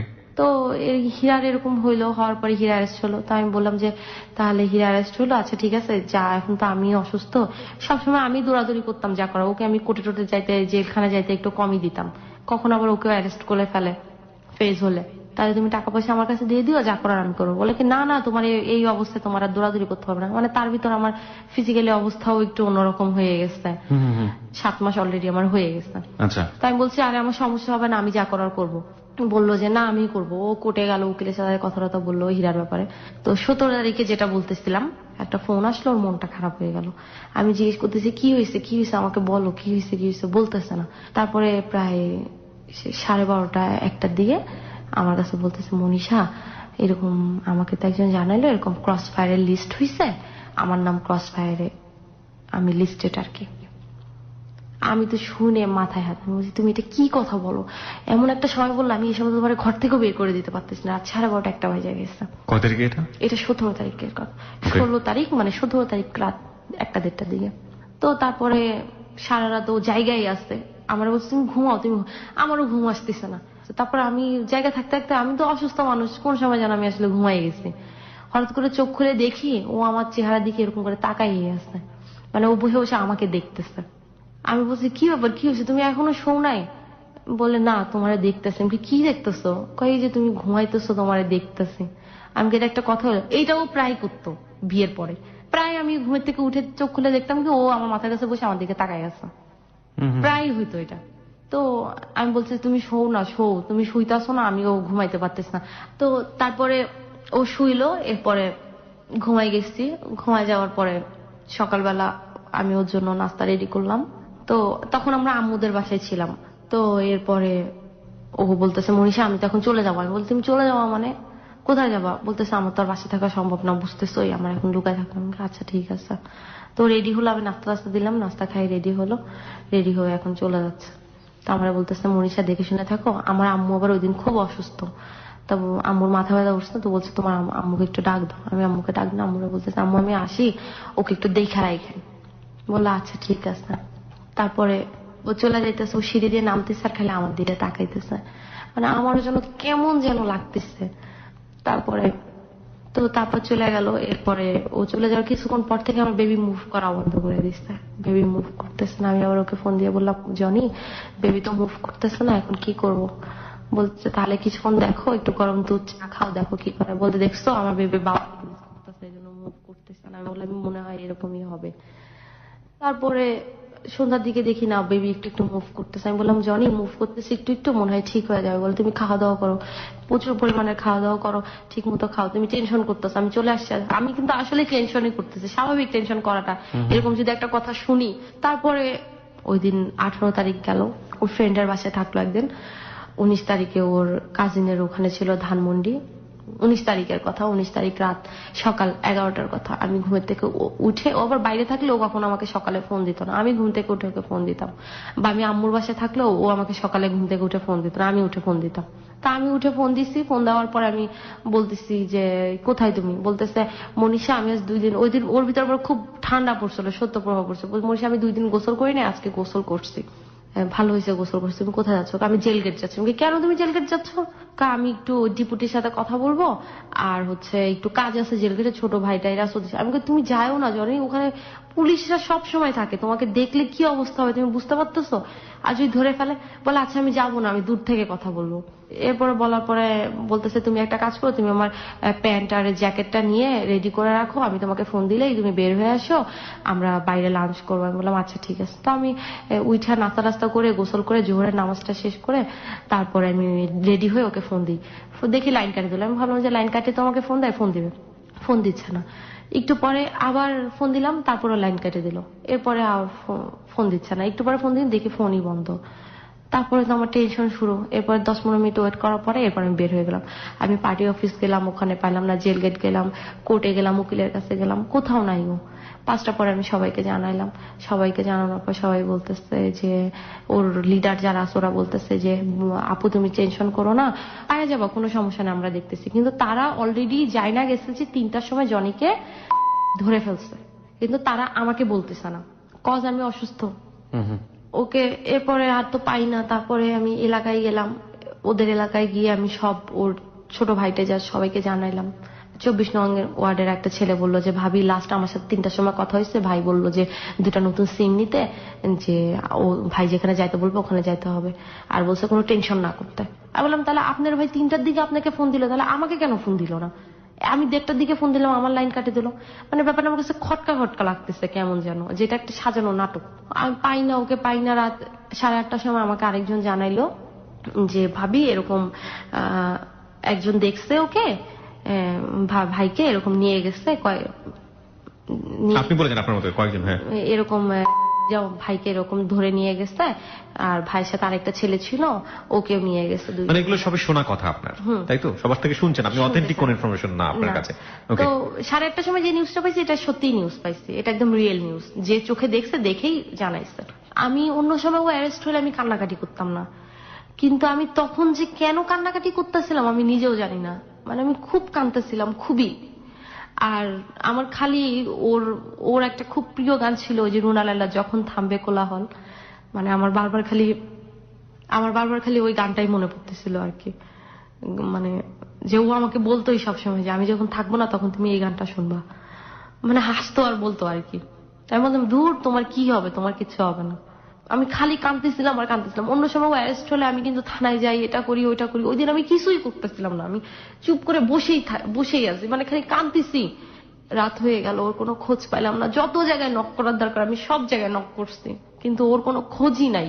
তারপরে প্রায় রাত 2টার দিকে আমার পেটে আমার বেবি এত এত নড়তেছিল, মানে আমার মনে ছিল এটাই লেবার পেন। এখন আম্মুর কাছে শুয়ে আছে, আম্মুকে বলতেছে, আম্মু দেখছো বেবিটা কিরকম করতেছে, আম্মু আমার সহ্য হইতেছে না, চলো আম্মু ডাক্তারের কাছে যাই। আম্মু বলতেছে, আরে বাকল, এরকম বাবু নড়েই, এটা লেবার পেন না, মনে হয় জনিরে ধরছে, মনে হয় অনেক মারতেছে টারতেছে, এই জন্য হচ্ছে, বাচ্চারা তো বুঝতে পারে, এই কারণে মনে হয় এমন করতেছে। তো মানে আমি সহ্য করতে পারতেছি না, বাচ্চা এত নড়তেছে। আমি হঠাৎ করে লাইট নিবানো, তো হঠাৎ করে আমার কাছে মনে হলো যে মানে আমার মাথার কাছে ও বসে আছে। আমি চুপ করে এরকম মাথাটা ঘুরে আমার পিছনের দিকে রকিং চেয়ারটায় ও সবসময় বসে থাকতো, আমি চেয়ারটার দিকে তাকায় আছি, মানে মনে হচ্ছে ও ওখানে বসে আসছে, আমার কাছে এমন লাগতেছে। আম্মু বলতেছে, কি হয়েছে? আমি বলছি, আম্মু আমার কেমন জানি মনে হইতেছে, আম্মু জনি মনে হয় এখানে বসে আছে আমার কাছে। আমি বলছি, আরে ও সারাক্ষণ এখানে বসে থাকতো, তোর এর জন্য এরকম লাগছে, ঘুমাও তো ঘুমাও, শরীর খারাপ হয়ে যাবে, শরীর খারাপ হয়ে যাবে। ওর সাথে যে ছেলেটা ছিল, ওই ছেলেটার ভাইয়ের সাথে আমার বাবার কথা হচ্ছিল। আমি ওই ছেলেটা ভাইয়াকে ফোন দিচ্ছি যে, ভাইয়া আপনি কি জনির কোনো খোঁজ পেলেন, আপনার ভাইয়ের কোনো খোঁজ পাইছেন? উনি বলতেছেন যে না, এখনো খোঁজ পাইনি। আমি সারা রাত উনাকে ফোন দিচ্ছি, উনি বলতেছে খোঁজ পাইনি। তারপরে কিন্তু উনি ভোরবেলায় খোঁজ পাইয়া গেছিল, আমাকে বলে নাই। আমি সকাল 7:30টার দিকে ওনাকে ফোন দিলাম লাস্টবার, যে ভাইয়া আপনি কোনো খোঁজ পাইছেন? তারপর বললো যে হ্যাঁ আমি ভাইয়া আপু। উনি আমাকে আপু আপু বলতেছিল। উনি আমার বয়সে বড় ছিল, সেজন্য ভাবি বলতেছিল না, আপু বলতেছিল। উনি আসলে কে? উনিও রাজনীতি করতো। আচ্ছা। তো বলতেছে যে আপু তুমি জনিকে পাওয়া গেছে, আমার ভাইকেও পাওয়া গেছে, ঢাকা মেডিকেলে এমার্জেন্সিতে আসছে, অনেক মারছে, তো অবস্থা খুব খারাপ। তুমি একটা কাজ করো আপু, তোমার এখন আসার দরকার নেই, তুমি বিকালে এসে দেখা করো জনির সাথে, হসপিটালে তো ভর্তিই থাকবে, তুমি তোমার শ্বশুর আর তোমার ভাইকে পাঠাও। তারপর আমি বললাম যে কেন আমি আসবো না, কেন আমি কি জন্য আসবো না? আচ্ছা ঠিক আছে আমি দেখতেছি বলে আমি লাইনটা কাটা দিলাম। আমি কিসের আমার শ্বশুর ভাইকে পাঠাবো? আমি কাউকে ফোন দিইনি, আমি খালি আমার খালা শাশুড়িকে ফোন দিলাম। ফোন দিয়ে বললাম এরকম ঢাকা মেডিকেল যেতে হবে, আপনি একটু যাইতে পারবেন? আমার আম্মুর সাথে যাচ্ছে। সিএনজি নিয়ে ঢাকা মেডিকেলে গেলাম। ঢাকা মেডিকেলে যাওয়ার পরে আমি ইমার্জেন্সিতে খুঁজতেছি। তারপরে একটা ছেলে, সদ্য হয়তো ডাক্তার, ছেলেটা এসে আমার হাত ধরে বলতেছে যে আপু আপনি কাকে খুঁজতেছেন? আমি বললাম আমার হাজবেন্ডকে নিয়ে আসছে, খুব টর্চার করছে, ইমার্জেন্সিতে আসছে, আমি খুঁজে পাচ্ছি না, ভাইয়া একটু হেল্প করবেন?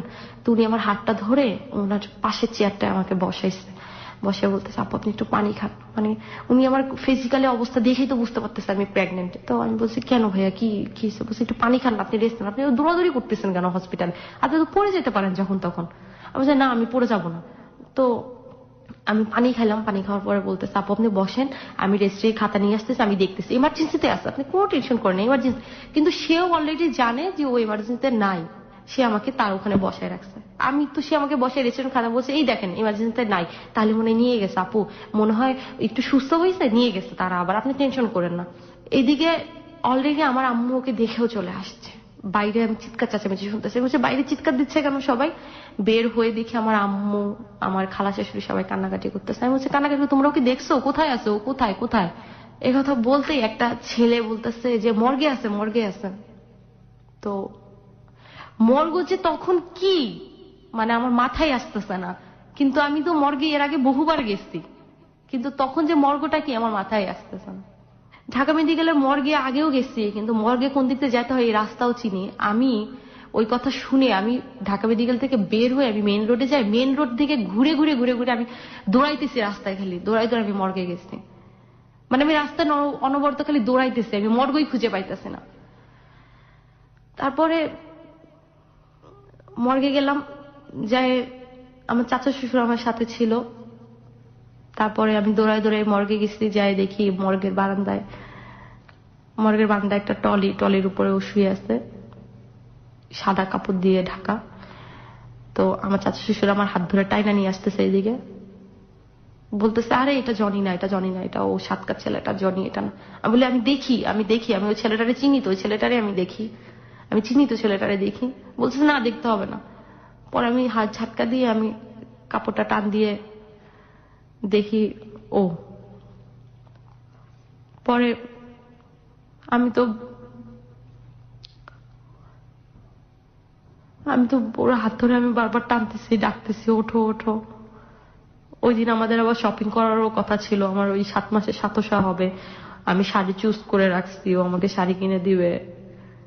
আমি বলতেছি তুমি কি রাগ করছো, আমি এত টাকা দামে শাড়ি চাইছি দেখে। আমি নেটে একটা শাড়ি দেখছিলাম, শাড়িটার দাম 8,000 টাকা ছিল। তা আমি ওরা বলতেছি আমি এই শাড়িটাই নেবো। বলতেছি তুমি এত টাকা দামে শাড়ি নিবা, সাথে বেবি হলে তো আবার আরেকটা নিবা। আমি বলছি না, আমি এটাই নিবো। তাই বলছি তুমি কি রাগ করছো যে আমি এত টাকা দামে শাড়ি চাইছি দেখে?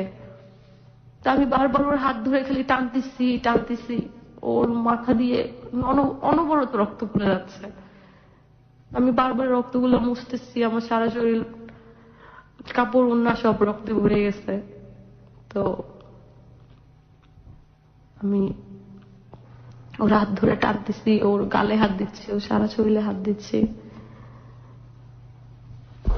এরপরে সবাই ঢাকা মেডিকেল সবাই ঘুরে গেল, লোকজন আসা।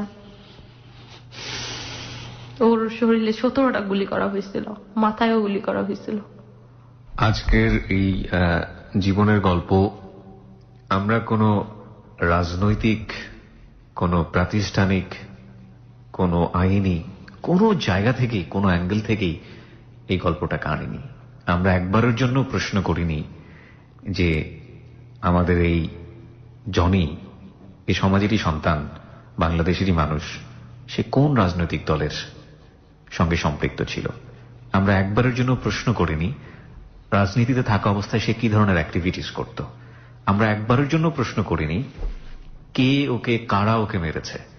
আমরা একবারের জন্য জানতে চাইনি যে এখানে কার ভুলটা ছিল। আমরা শুধু একজন মেয়ের অসম্ভব সুন্দর একটা প্রেমের গল্প, একটা লাভ, একটা ভালোবাসার গল্প, একটা ছেলের অসম্ভব সুন্দর একটা প্রেমের গল্প, ভালোবাসার গল্প, এই জায়গাটি থেকে দুজন চমৎকার মানুষকে উপস্থাপন করার চেষ্টা করেছি, যার সমাপ্তিটা অত্যন্ত বেদনাবিধুর। কার দোষ সেখানে, কেন হলো সেখানে, সেই ভাবনার জায়গাটা সমস্তই আপনার কাছে ছেড়ে দিলাম। ঘটনা সে সময় বাংলাদেশের রাজনৈতিক পরিস্থিতি কি ছিল এদেশের মানুষ সবাই জানে। এবং একই সাথে যদি বলি যে জানুয়ারি থেকে আজকে হচ্ছে মে মাস, খুব বেশি দূরে না, মাত্র 3 থেকে 4টা মাসের ডিফারেন্স। আপনার বেবি দুনিয়াতে এসছে, আমরা খুব সহজে বুঝতে পারি বেবির মুখ দেখা সৌভাগ্য আপনার হাজবেন্ডের হয়নি। আপনার সন্তান দুনিয়াতে এসছে, ছেলে না মেয়ে? ছেলে হয়েছে। ওর নাম রেখেছেন? জি, ওই রেখে গেছিল। কি নাম ওর? নাদিফ উজ্জামান নহর। ওকে, যাকে রেখে আপনি আজকে এই জীবনের গল্প বলতে এসছেন। হ্যাঁ, কি বলার আছে আপনার একেবারে শেষের দিকে এসে লিসনারদের? ও যখন নাকি আমি মানুষের মুখে শুনছি, ও যখন নাকি ওকে গুলি করা হয়, ও গুলি করার কিছুক্ষণ আগে নাকি ও বারবার বলতেছিল যে আমি রাজনীতি করব না, আমাকে ছাইরা দেন, আমার ওয়াইফটা 3 মাস পরে বেবি হবে, আমি আমার ওয়াইফকে নিয়ে এক্ষুনি ঢাকা ছাইরা চলে যাব। ওকে নাকি যখন ওর বুকে 5টা গুলি করছে তখনও নাকি ও মাপ চাইয়ে বলছে আমাকে এবার অন্তত ছাইরা দেন, 5টা গুলি তো করছেন, এবার ছাইরা দেন। মানে ও তো অনেক আসলে জবরদস্ত ছিল, অনেক লম্বা চওড়া ছিল, জিম টিম করতো। ওর 5টা গুলি তো ঘায়েল হয়নি, 16টা গুলি করার পরও ও বাইচা ছিল। লাস্ট যখন মাথায় গুলি করছে তখন নাকি ও মারা গেছে। 16টা গুলির পর ও দাঁড়ায় ছিল। তো 5টা গুলির পরও নাকি অনেক মাপ চাইছে যে আমার বউটার জন্য অন্তত আমারে ছাইরা দেন। মানে ও মৃত্যুর আগ মুহূর্ত পর্যন্ত ও খালি আমার নামটাই নিচ্ছে। যারা শুনছে তারাই আমারে বলছে যে মৃত্যুর আগ মুহূর্তটা পর্যন্ত ও খালি আমার নামটা নিচ্ছে, যে আমার বউয়ের 3 মাস পরে বেবি হবে, আমাকে ছাইরা দেন, আমি ওকে নিয়ে চলে যাবো, আমি থাকবো না। তো ও মারা গেছে, মারা যাওয়ার পর আমি স্বপ্নেও দেখছি বারবার যে ও আমাকে বলতেছে মনীষা, আমাকে যখন অ্যারেস্ট করছে আমি বারবার খালি তোমার কথাই ভাবতেছিলাম যে আমি অ্যারেস্ট হলে তুমি যেরকম পাগল হয়ে যেতা, আমার মরার কথা শুনলে তুমি কি করবা। বেবি নিয়ে ওর অনেক অনেক স্বপ্ন ছিল, অনেক ইচ্ছা ছিল, বেবি হলে এইটা করবে ওইটা করবে, বেবি হইলে বেবিকে এই স্কুলে ভর্তি করবে, বেবিকে এটা করবে, বেবিকে কোনো কষ্ট দিবে না, এই করবে সেই করবে, কিন্তু বাচ্চার মুখই দেখা যেতে পারে নাই। আপনার এখন সিদ্ধান্ত কি, আপনি কি করবেন?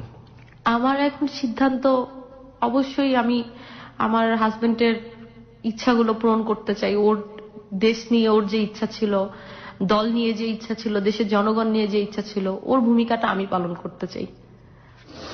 আমি চাই ওর অপূর্ণ ইচ্ছাগুলো আমি পূরণ করব, যাতে জনির আমার মাধ্যমেই হোক আর যেভাবেই হোক জনি যেন বেঁচে থাকে সবার মাঝে, ও বেঁচে থাক। কিন্তু আপনি তো জানেন যে এই রাজনীতি করা মানে হচ্ছে যে কোনো মুহূর্তে আপনি রিস্কে পড়ে যাবেন। আমার রিক্স, আমার জান গেলে যাক, আমার প্রাণটা চলে গেলে যাক, আমার হাজবেন্ডের প্রাণ গেছে আমারও যাক। দেশের মানুষের জন্য যদি এইটুকু চলে যায়, আমার হাজবেন্ড গেছে আমি যাব, যাই, কোনো সমস্যা নাই। মানুষের জন্য যদি একটু করে যাইতে পারি, বাঁচার মতো বাঁচতে পারলে একদিনই বাঁচবো। ওই বলে না যে বাঁচতে হলে সিংহের মতো বাঁচো, বিড়ালের মতো না, বাঁচলে বাঁচার মতো একদিনই বাঁচবো, না শেক্সপিয়ারের বাঁচলে কথা এটা। দরকার নেই। কিন্তু আপনি যেই জনের কাছ থেকে পালাতে চাইতেন, ইন সর্ট অফ, আমি পালানো শব্দটা ব্যবহার করছি এখানে, ঠিক হবে না, ওর এই জীবনের কারণে, জেলের কারণে আপনি ওকে ডিভোর্স দিতে চাইতেন, চলে যেতে চাইতেন, সেই জন্য আপনার কাছ থেকে চলে গেছে, এবং তারপরে আপনি এখন এই ধরনের সিদ্ধান্ত নিয়েছেন, কেন নিলেন? নিলাম, আমি চিন্তা করে দেখলাম যে আসলে রাজনীতি করাটা তো খারাপ না, যে যেভাবে নেয়। ও কিন্তু রাজনীতি করতে হতো, খারাপ কিছু করতো না, ও তো দেশের মানুষের কল্যাণ করতে চাইতো, বা দেশের মানুষের জন্যই কিছু করতে চাইতো। এখন কিছু মানুষ এটাকে বিকৃতি করে ফেলছে, এটাই আর কি। এবং এই বিকৃত মানুষদের জন্য বেশিরভাগ মানুষই সাফার হয়। হ্যাঁ। অনেক ভালো ভালো পলিটিশিয়ানরা এই খারাপ খারাপ পলিটিশিয়ানদের জন্য সাফার হয়। ওকে প্রিয় শ্রোতা, এই হচ্ছে আমাদের মনীষার জীবনের গল্প। তার সন্তানের বয়স এখন 1.5 মাস, এবং সে তার সন্তানের ভবিষ্যৎ নিঃসন্দেহে ভালো কিছু হবে, সেই শুভকামনা আমাদের লাখ লাখ শ্রোতা যারা আছেন তাদের পক্ষ থেকে থাকবে। এই যে জীবনের গল্প, এই জীবনের গল্প দলমত নির্বিশেষে অনেক রাজনৈতিক নেতা কিংবা অনেক রাজনীতি করা মানুষের জীবনের গল্পের সাথে হয়তো মিলে যাবে, এবং একই সাথে হয়তো এর চেয়েও বড় বড় স্যাক্রিফাইস তারা দেশের জন্য করে থাকেন, এর চেয়েও বড় বড় স্যাক্রিফাইস হয়তো তারা দলের জন্য করেন, তারা তাদের নীতিগত আদর্শের জন্য করেন। সেটা সঠিক থাকে বা ভিকটিম হন, যাই বলি না কেন, কিন্তু এটা তো এক ধরনের স্যাক্রিফাইস। এটা তো নিজের জীবন দিয়ে দেওয়া, সেটা ভুল পথে হোক বা সেটা ন্যায় ছিল না অন্যায় ছিল, সেই জায়গাটা আমরা যাবোই না। এই মনীষার জন্য তো অনেক বড় একটা স্যাক্রিফাইস, মাত্র এক বছরের সংসার, সেখানে বাচ্চাটার বয়স মাত্র 1.5 মাস, কিন্তু তারপরেও রাজনীতি শুনলেই আমরা এক ধরনের নাক সিটকাই, রাজনীতি শুনলেই আমাদের মধ্যে এক ধরনের অন্যরকম নেগেটিভ সেন্সটা কাজ করে। কি বলার আছে, আমি আসলে তালগোল মানে খেয়ে হারিয়ে ফেলছি অনেক সময়। আজকে অন্তত রাজনীতিটাকে একটু অন্যভাবে দেখার একটা মানে চিন্তা নিজের মাথার মধ্যে গ্রো করেছে। প্রিয় শ্রোতা, আমরা আজকের মতো হ্যালো ইট 920 এখানেই শেষ করছি।